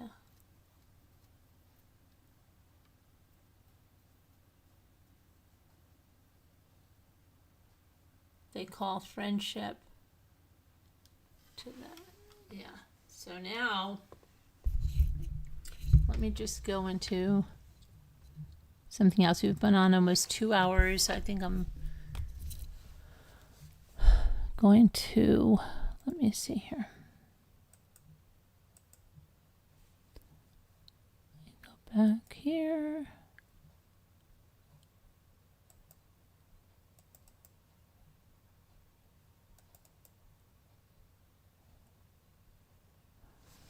Okay, this I guess is the 911 call. Southwest Dispatch. Yes, are you familiar where Progress coincides with Albion Road there in Strongsville? Yes. Yeah, just across the street from Progress, the building, there's a car that's smashed up against the building. I didn't go up to it because I was on my motorcycle. I didn't know if I'd get stuck, but they ran the curb. I can see they smashed the sign and hit the building. The car's crashed. Could you tell us someone was in it? I didn't go up to it. I was on my motorcycle. How long ago was this? 2 minutes. I live right on Westwood. I live right down the street. Which corner? Okay, if you're coming from the police station and you're made a right on Pearl and went Progress, when you dead end into Albion, as you look across, straight ahead of you west, you'll see the car up against the building. So the northwest or southwest corner? Well, it's not really. It's west. It's that big building. They're a piping company now. Piping company? Yeah, it used to be a Japanese company. Now it's a... And I noticed the sign was out there. They hit the sign and smashed the building. I mean, I can go back over there if needed. But... Okay, I'll find it. Okay. Yeah. All right, did you want to leave your name and number? Just have them check it out. Sure. Yeah, my name's Tom. Last name's Loss, L-O-S. And my number is 44... Okay, so that was the 911 call, and then what is this?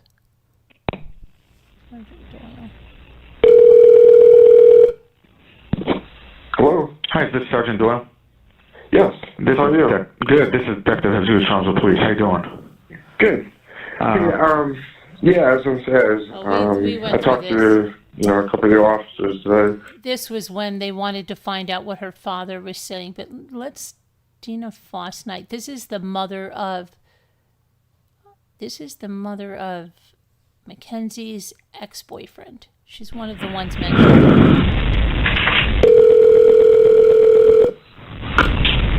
Hello? Hi, is this Deanna? What's up? This is Detective Jesus from the police. How you doing? I'm good, how are you? Good. Deanna, I haven't heard from Tyler. Were you able to get in contact with him? Yeah, he's taking the to call you back. I don't... It's so weird to me.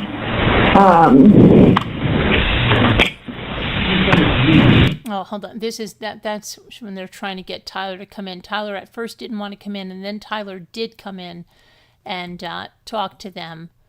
Hold on. Let me go to something else. I don't want to waste time with that right now.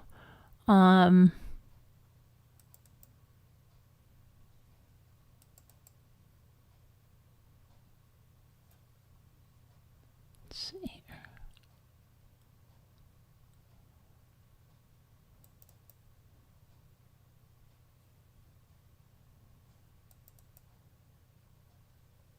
Okay, these are her texts with Christine Russo. All right, so this is Christine in the green. Excuse me, this is Mackenzie in the green. Hi, it's Kenzie. How do I get to the nail place again? Now, this was prior to the crash, because this was in 2020. Then she gives her the directions. Thanks. Good luck. Be specific on the length and shape. I will. Thanks.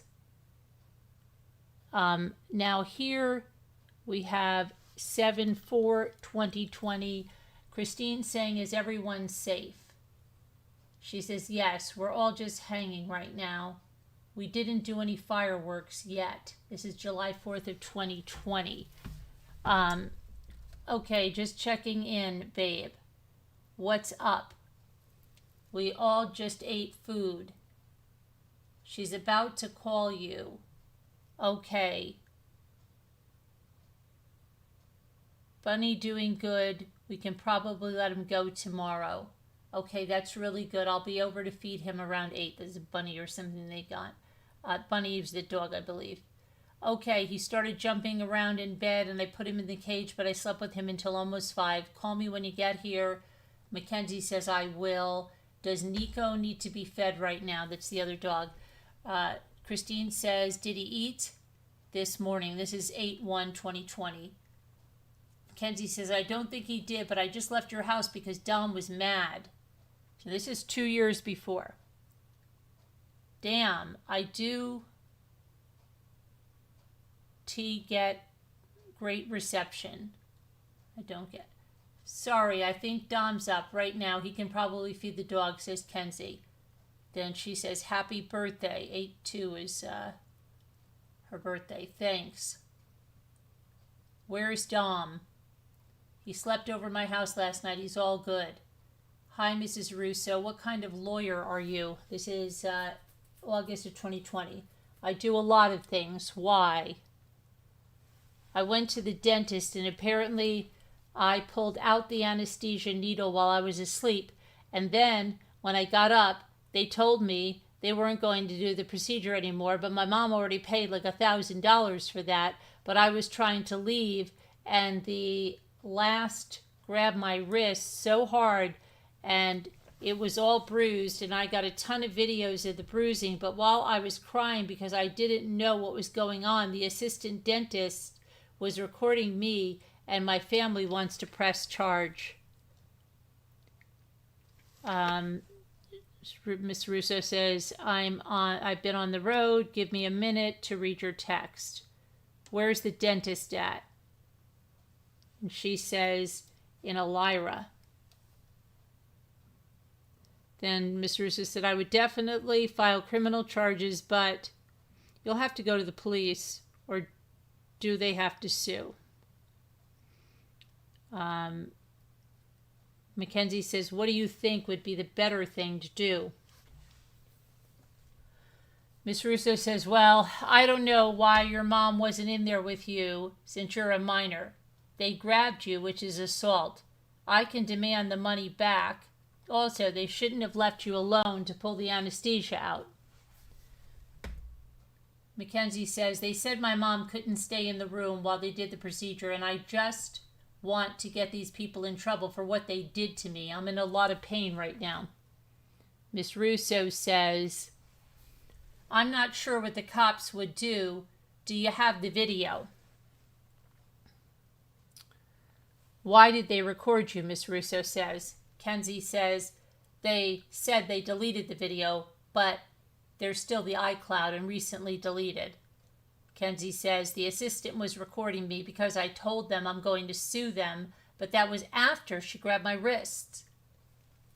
Ms. Russo says, okay, I see you guys should have went right to the police while you were out there. I don't know. Other than that, I think I have to think more.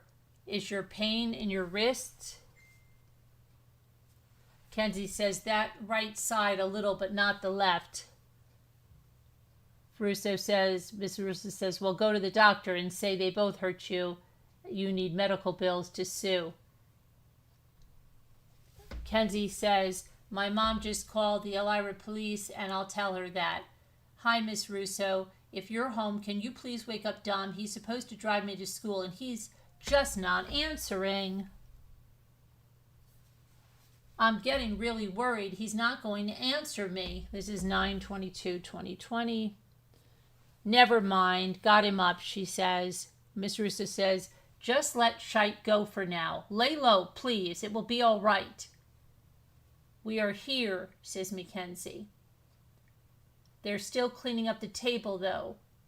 Is everyone okay? This is 10/9. As soon as you find out more, can you come over? Thank you for letting me talk to him. Of course, says Miss Russo. Do you know his bail now? Now.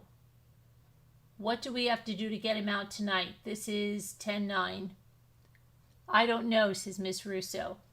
Dom's trying to call me. It's not letting me listen to the email. Me neither, says Miss Russo. Kenzie says, how do I call? Any news about Dom? Miss Russo says, I had to decline the call because I was putting money on the phone, hoping he calls back soon. Kenzie says, you think we'll get him today? I don't know, says Miss Russo. Kenzie says, if he calls again, can you tell him to call me? Miss Russo said, I just talked to him. He said he'd call later. I'm doing a few things here and then going up there. Any word from Rich?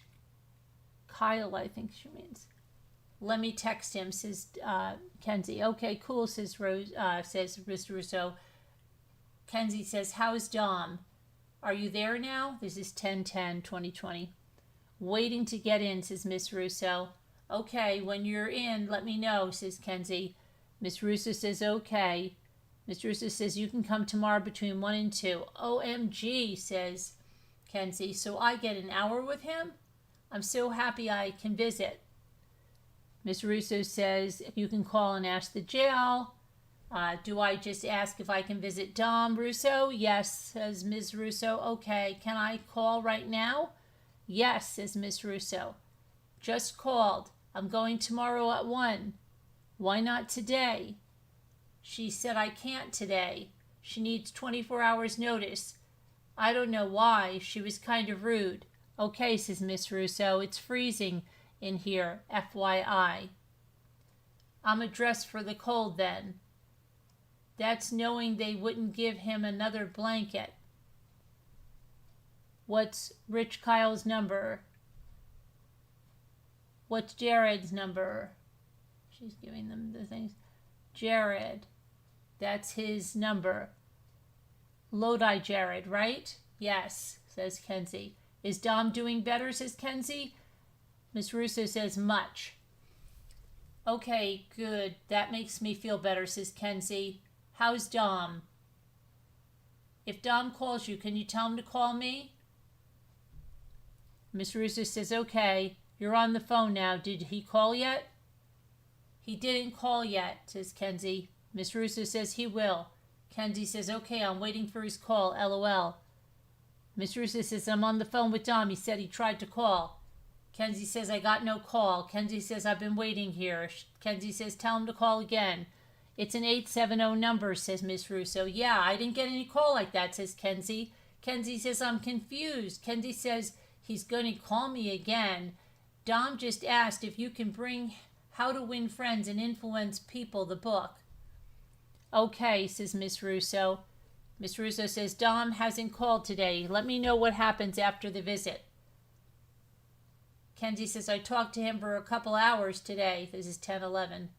I'm here waiting right now, she says, Kenzie.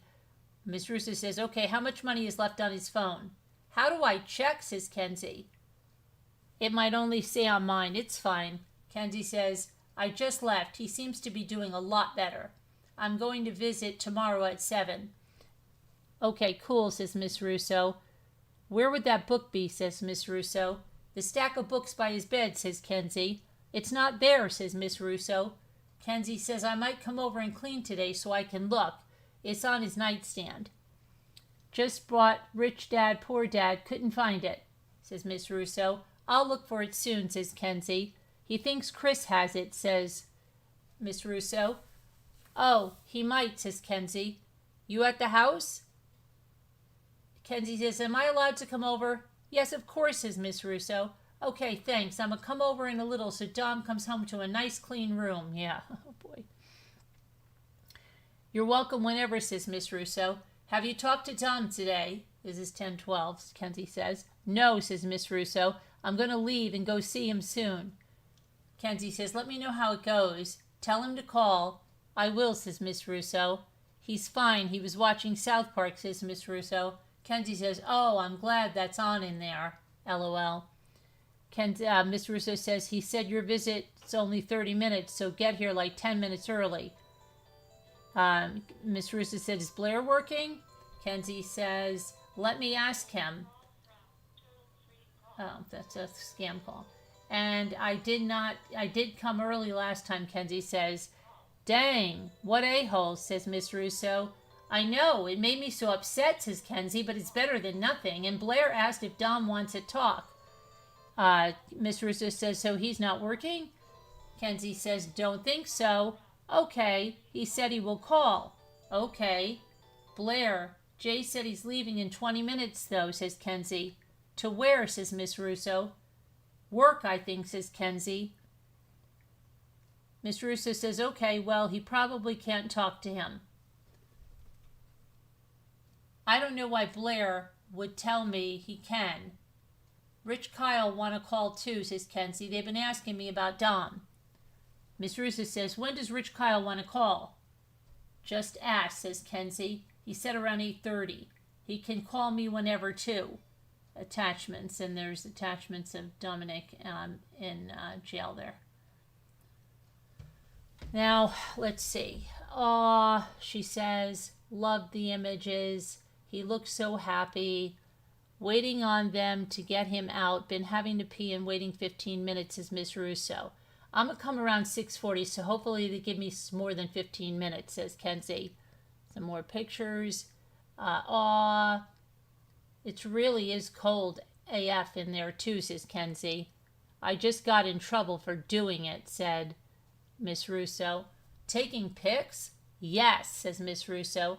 I was going to sneak my phone in, but I don't know if I should. I'm about to leave right now to see him. No, don't, says Miss Russo. I won't, says Kenzie. If Dom calls, can you tell him to call me? Yes, says Miss Russo. Thanks. I'm on the phone with him now. Also, Dom said he might not call because he's watching football to pass the time. Also, says Kenzie, tomorrow after my Polaris, can I come over and come with you to get Dom? This is 10:12. Tell him I couldn't say love you because the cop was there. I will. He's going to call you back in a little, I think, said Kenzie. Kenzie says, let me know when you're getting Dom. Can I come with? Miss Russo says, sure, I'm getting him. If he's done early, I might now make it. I'm not sure if his dad is going. I'll let you know. Thanks, says Kenzie. How's Dom? Any news? This is 10:13. On the way right now. There are cops outside, Kenzie says. Do you still want me to come? He's in your neighbor's driveway. Did you mean to call? No, says Miss Russo. Oh, okay. What time are we getting Dom? Waiting on it now, says Miss Russo. Okay, I'm here with Toph, says Kenzie. Okay, says Miss Russo. Is everything chillin'? I'm not there yet, says Miss Russo. Oh, okay, says Kenzie. Miss Russo says Lana just filed a protection order. She's such an a-hole. Kenzie says, yeah, Toph told me a second ago. You guys should get one on them. Then Miss Russo says, thank God. Kenzie says, is Dom home? Yes, says Miss Russo.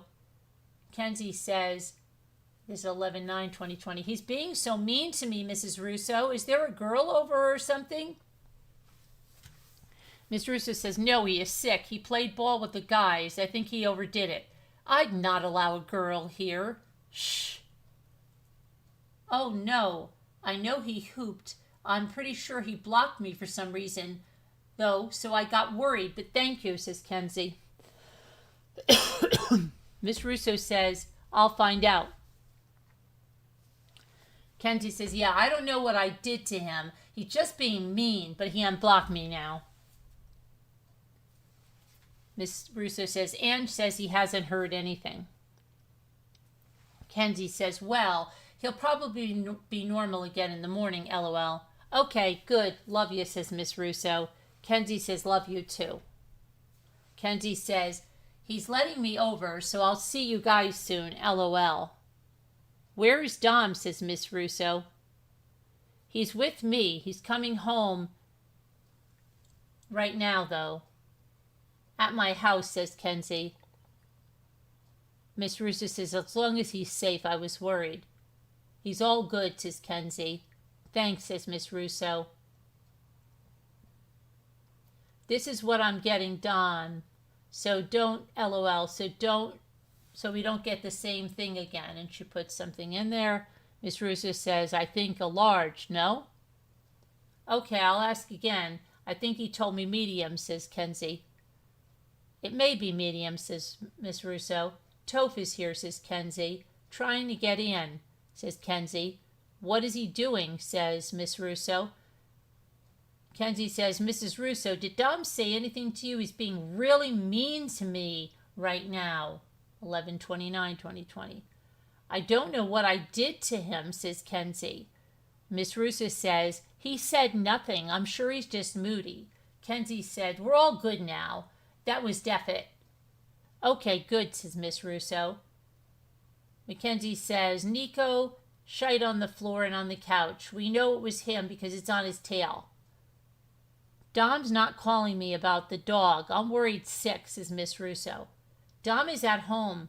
He is with his friends, says Kenzie. He isn't home, says Kenzie.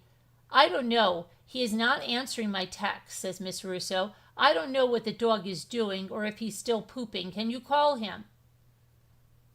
Kenzie says, he texted me like 3 minutes ago. He's getting food with his friend. I've last seen Nico in the bathroom. Okay, thanks, says Miss Russo. Dom does not answer me or respond. What time is Kyle's party? Kenzie says, Kyle's with us right now. Are you home, Mrs. Russo? Yes, says Miss Russo. Dom is saying he wants to hurt himself. This is 12/28/2020. Kenzie says, and I'm worried. I was going to come over and help, but he's telling me not to come over. Miss Russo said, he's all right and in brat mode. He hit his head on the wall. Kenzie said, at least he's okay. He's texting me all about it and not letting me help him. But he seemed chill out, kind of still mad though, says Kenzie. Miss Russo says, Dom's being mean to the cats? Oh no, says Kenzie. Again? Says Kenzie. Yes, I can't take it. Kenzie says, I'm sorry. I think they messed up a pair of pants, but obviously that doesn't make it okay. Hopefully the cats are just scared of him by now and will stop coming near him. It was a pinhole, that's it, says Miss Russo. Kenzie says, he made it seem like it was a huge hole to me. Wow, I'm sorry she being like that. Hopefully he chilled out. I know, right, says Miss Russo. You need to come here because I can't leave Dom now. He shoved a towel in Tom's throat. OMG, says Kenzie. What the freak is wrong with her? Him. I know, says Miss Russo. Can you call Dom? This is 1/12/2021. On that number, he's telling me to spam you. It's about his Spotify account. Miss Russo says, I don't know about it. I told him to sign up for it. Are you home? Says Kenzie. Yes, says Miss Russo. Hey, is Dom home? Says Kenzie. Yes, sleeping, says Miss Russo. Don't be mad. He was home all night alone with me and Scotty, says Miss Russo. Kenzie says, I don't want to be mad at him. but he effed me over really bad last night.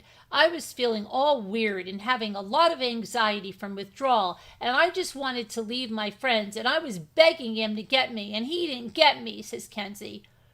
I know it doesn't seem that bad, but it was really stressful, says Kenzie. Miss Russo says, why didn't you call me? And he said he was coming, and then your mom got you. He doesn't mean it. Kenzie says, I don't think you were awake, and yeah, I just had my mom come, but I didn't want her to know I was kind of effed up. We were talking about it right now. Okay, love you, says Miss Russo. Love you too, says Kenzie. Kenzie says, Dom is texting me really crazy, so please keep an eye on him. I'm worried AF. That's 1:30:2021. I'm right here, says Miss Russo. I didn't mean to make him flip out. I just can't take him yelling at me all night and all day, says Kenzie. I'm sorry, Mrs. Russo, says Kenzie. Miss Russo says, I know. You should have just hugged him. Kenzie says, I just couldn't. He's been too mean to me, and I couldn't take it. All I did was try to help him. Miss Russo said, he's out of control. Hates Chris. I feel so bad. Kenzie says, yes, I tell him all the time he just needs to get some help, but he never listens. Miss Russo says, me too. Kenzie says, he would be so much happier. Miss Russo says, I'm going to take him to get his aluminum levels checked. I guess if you rid your body of them, it cures depression and that stuff. Calling Monday. Kenzie says, OMG, good. He really needs some help. I try really hard to help him as much as I can, but most of the time it's just not enough. It really hurts me to see him like this, and he acts like I want him to feel this way. Do you remember washing a gray Nike jacket, Kenzie says? Jordan jacket? No, says Miss Russo. I have one downstairs. Dom found I'ma come get it before I go to school, says Kenzie. Where are you guys? I wanted to cook your food. Don't be mad at Dom. He's been sick, and he did get you flowers, and went to Kalahari. Men aren't good at stuff like we are. You guys do a lot of stuff all the time, says Miss Russo. Did Dom come home? Kenzie says, not yet. I'm about to leave and get ready, though, because one of my girls is having a birthday party today. He is texting me, though. He should be home soon. Yep, I see it, says Miss Russo. Is everything all right? Kenzie says, yep. We're at the other house. Okay, I was worried, says Miss Russo. Did you eat chicken? Happy birthday, by the way. This is a year before that crash. Thank you. We have your twists, says Miss Russo. Okay, coming. Happy birthday. Love you, Mama Russo. Oh, how cute. Thanks, babe, says Miss Russo. Kenzie says, love. Oh, how cute. That's... Thanks, babe. Where's Dom, says Miss Russo. Happy Thanksgiving, babe. Oh, I don't know where Dom is. I'll text him, says Kenzie. He texts me. It's fine. Happy Thanksgiving, says Kenzie. Call me when you have a sec, please. We have to rehome the pigs because they don't get enough attention. Do you want them, babe? I am so sad. I don't want to give them away, but I know you love Babe. Hi, Miss Russo. I love you, and I hope you're doing okay. If you need any help with the animals, I will come and take care of them. Thanks, babe. Love you too, says Miss Russo. Kenzie says, Dom looks like the elf from the Santa Claus. Don't tell him, says Miss Russo. Miss Russo says he's bossy like that elf too. Kenzie says, LOL, I need to watch the movie now. I've never seen it. Oh, I love it. It's great, said Miss Russo. Hey, just got home. Avoid any conflict. Please, can you call me? Kenzie says, I'm just waiting to talk to him. Miss Russo says, they just left. It's going to be a while. You should respect his space while he's gone. You can come back later. Then Miss Russo says, I asked you to leave. You should have respect, and left. He's home now, says Kenzie. Do you like gold or silver jewelry better? Kenzie asks Miss Russo. Doesn't matter, says Miss Russo. Kenzie says that she loved the Nordstrom Rack stuff. What's the plan, says Kenzie. I'm ordering both, says Miss Russo. I know. But for hanging out, says Kenzie. I don't know, says Miss Russo. Don't forget to see if I can come Wednesday. I won't, says Kenzie. We have customer service. You can come in Wednesday through Friday. Coming Wednesday. Put me on the schedule. Kenzie says, please don't be mad at me, but Miss Hassan has been being weird about me having a client. I'm trying to talk to the principal about it because obviously she's picking on me. If you want, you can still come in and get your hair done by someone else, but she's being really weird about me doing it. But my mom is pissed and trying to email the school. You can go in and try to say you only want me to do your hair. Miss Russo says, I don't want to bother you. I don't have to come in, but I'm not having someone else do my hair. That is not the point. Kenzie says, you won't bother me. You should just come in and say you want me to do your hair so they can't tell you no. Okay, says Miss Russo. I'm trying really hard, says Kenzie. My teacher is being really mean to me. Miss Russo says, I won't take her shite. Kenzie says, what do you think we should do? Miss Russo says, can I come? They're not answering the phone. Kenzie says, they are not letting me have a client. You should go, but it won't be done by me. I'm so sorry, Ms. Russo. They're being so mean to me. Miss Russo says, I'm not coming then. You don't think they'd say okay if I threw a stink? My mom called this school, says Kenzie, and they're trying to say having a client is a privilege, which is literally not true. It's literally a part of the curriculum, and they say I'm not allowed to have a client because of my grade, which is not even a bad grade at all. So they just really hate me and try to ruin my whole life. I really wish I could do your hair. I could try to do it from the house if you want. I have this stuff. We can do it myself. I've just been 2 weeks, says Miss Russo. Okay, perfect.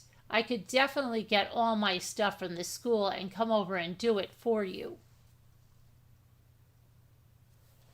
Kenzie says, I have all the supplies, just not the color. I do have the developer, though. Miss Russo says, I am going to dye my hair tomorrow, so I can do it myself, or you can come help me. I'll help you, says Kenzie. I have my vehicle, I have my whole kit, so I have brushes, a bowl, styling stuff. Me too. Or later we can do it. Whoever you want, I can come help you, says Kenzie. Just let me know. Miss Russo says, you ready to put the show or should I come over? Kenzie says, okay, 1 sec. We just got back and put it on and put in the crab because we needed butter. I have more butter, silly. It was special vegan butter, says Kenzie. You can come over now if you want because we are home. When you come, can you bring the Chardonnay? Okay, coming. Thanks again for doing this hair. Anytime, says Kenzie. Call me, says Miss Russo. What's going on? Let me know when you guys get here. Are you still coming with us for Easter, says Kenzie. What time? And I have yours and Dom's Easter baskets. Kenzie loved that. Let me ask, says Kenzie. Kenzie says 3. Miss Russo says, if you guys want me to. Kenzie says, yes, we want you to come with us. Okay, says Miss Russo. The thing is actually at 2, says Kenzie. Miss Russo says, we can take the rent-a-car. I'll go so long as we aren't there too long. I'm beat from yesterday. Come get your Easter basket. Kenzie says, Jim is literally waiting at Dom's door. It's so cute. LMAO, he's back here now, says Miss Russo. Miss Russo says, I'm ready. Let me know before we go so I can warm up the car on the way home. I have to grab one thing from my office. Kenzie says, we'll leave around 1:30. Dom is getting ready right now. Okay, says Miss Russo. Kenzie says, me and Dom are on the way back. We'll be home around 9:30. Miss Russo says, why so early? Kenzie says, not sure. Dom wanted to leave 6 a.m. to get home at 9. Oh, I thought it was 3:30. LOL. Okay, I'll be there. I'll be here. Let me know, says Miss Russo. Miss Russo says, I got Dom's box. They left it on the porch. Kenzie says, he said bet. We're kind of in traffic right now, too, but we'll still be home around 9:30. Yeah, it's Sunday, says Miss Russo. Everyone is heading home. This is April 26, 2022. Are you up, says Miss Russo. Yes, what's up, says Kenzie. Are you with Dom? He has a hair appointment we both forgot about. He has to leave at 9:45 and he's not answering.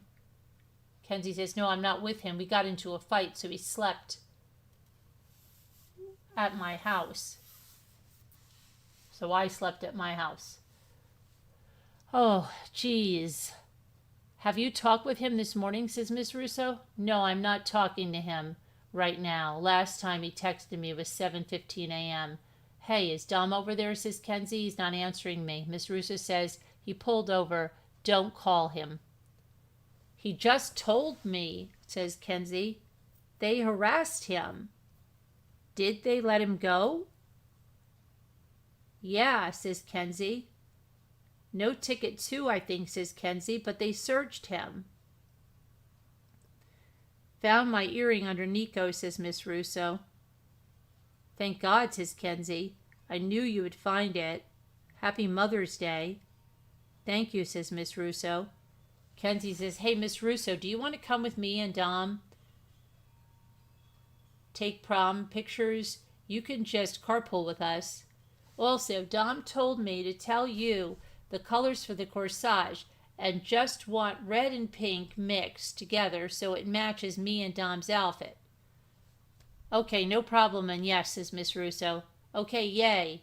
We're going to go to the art museum, we think, says Kenzie.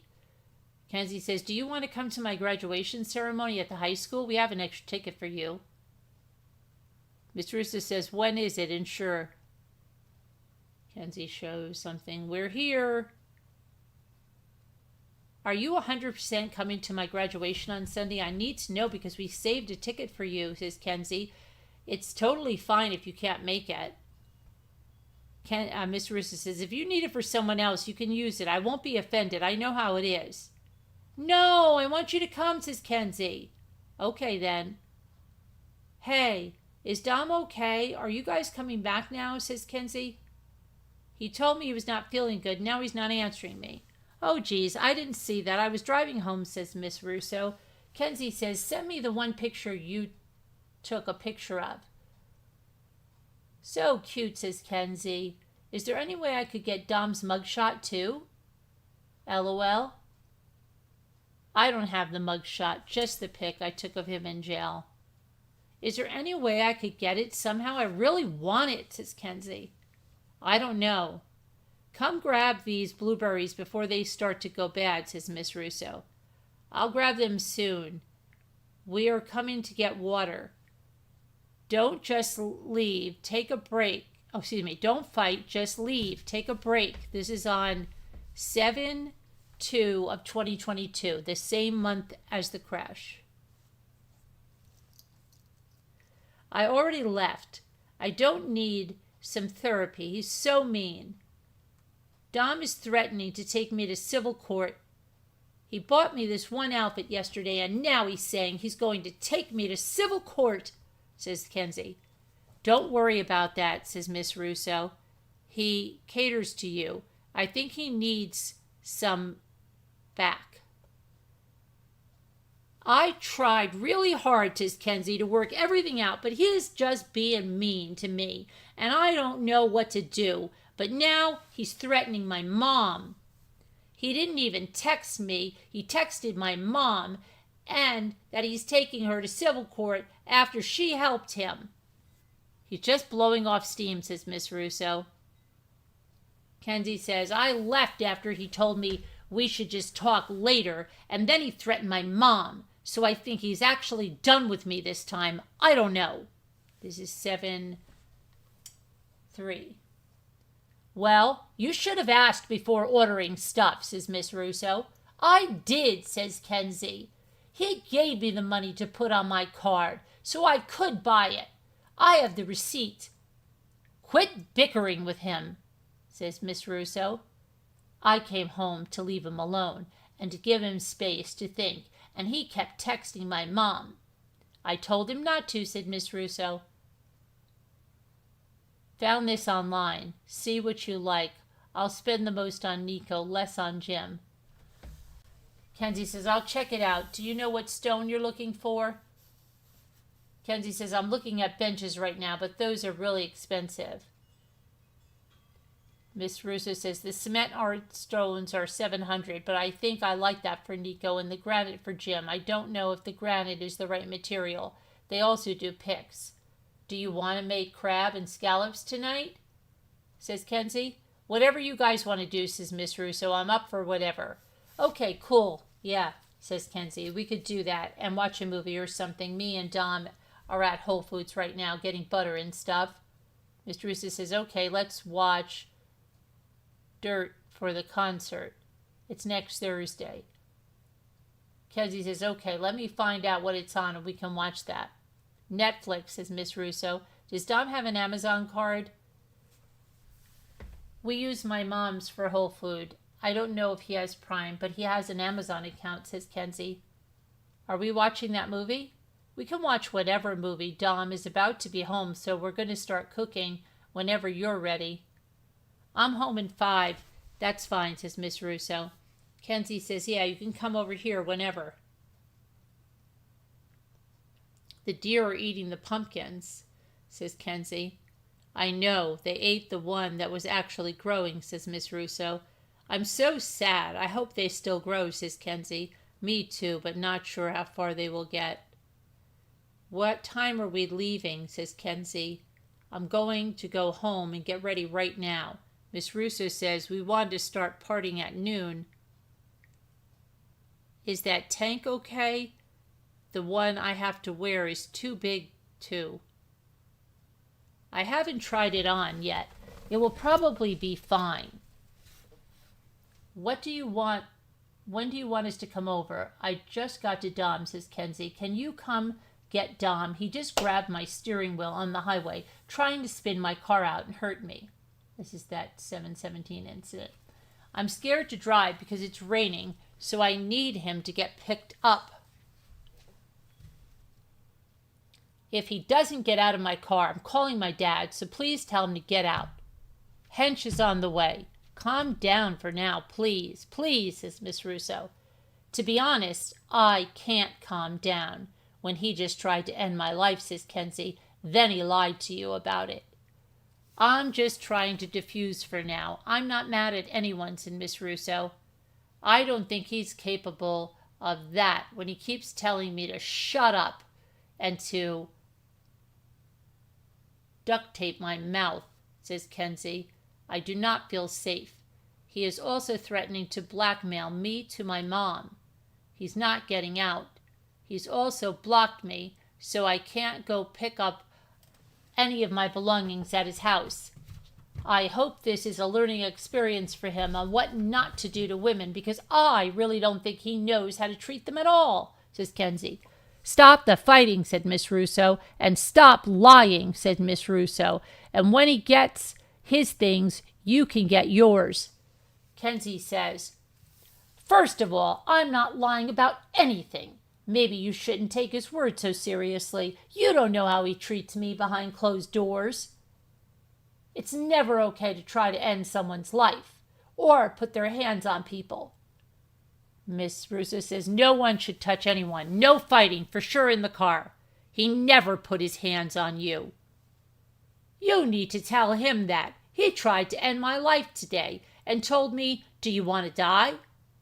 I almost hit the wall, and I could have died.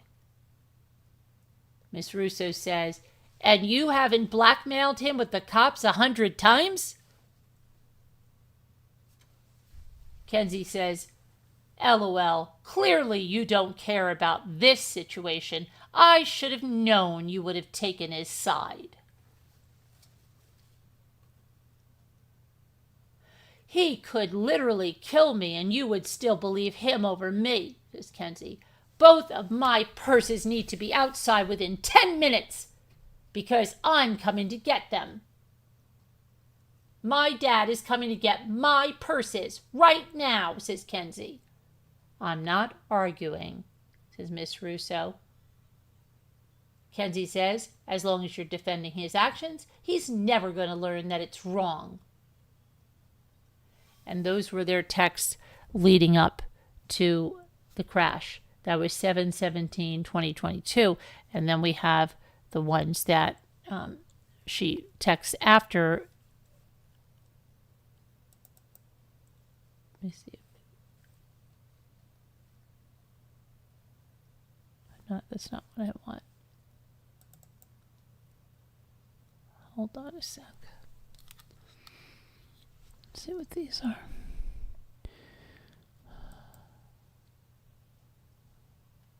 Library.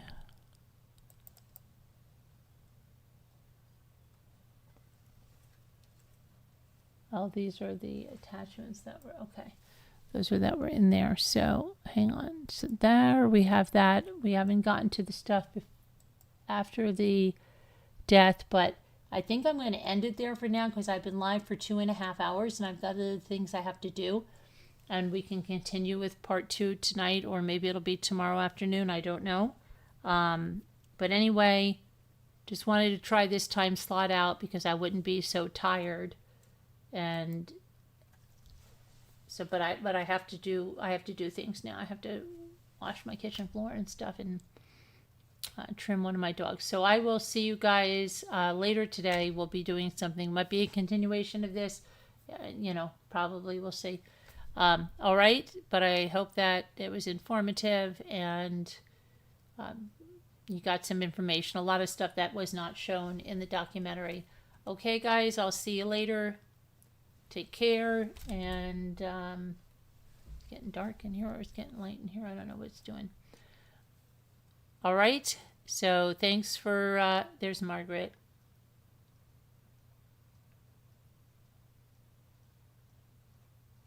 She planned this whole thing because Dom was going to tell her mom she was selling her body for money. Yeah.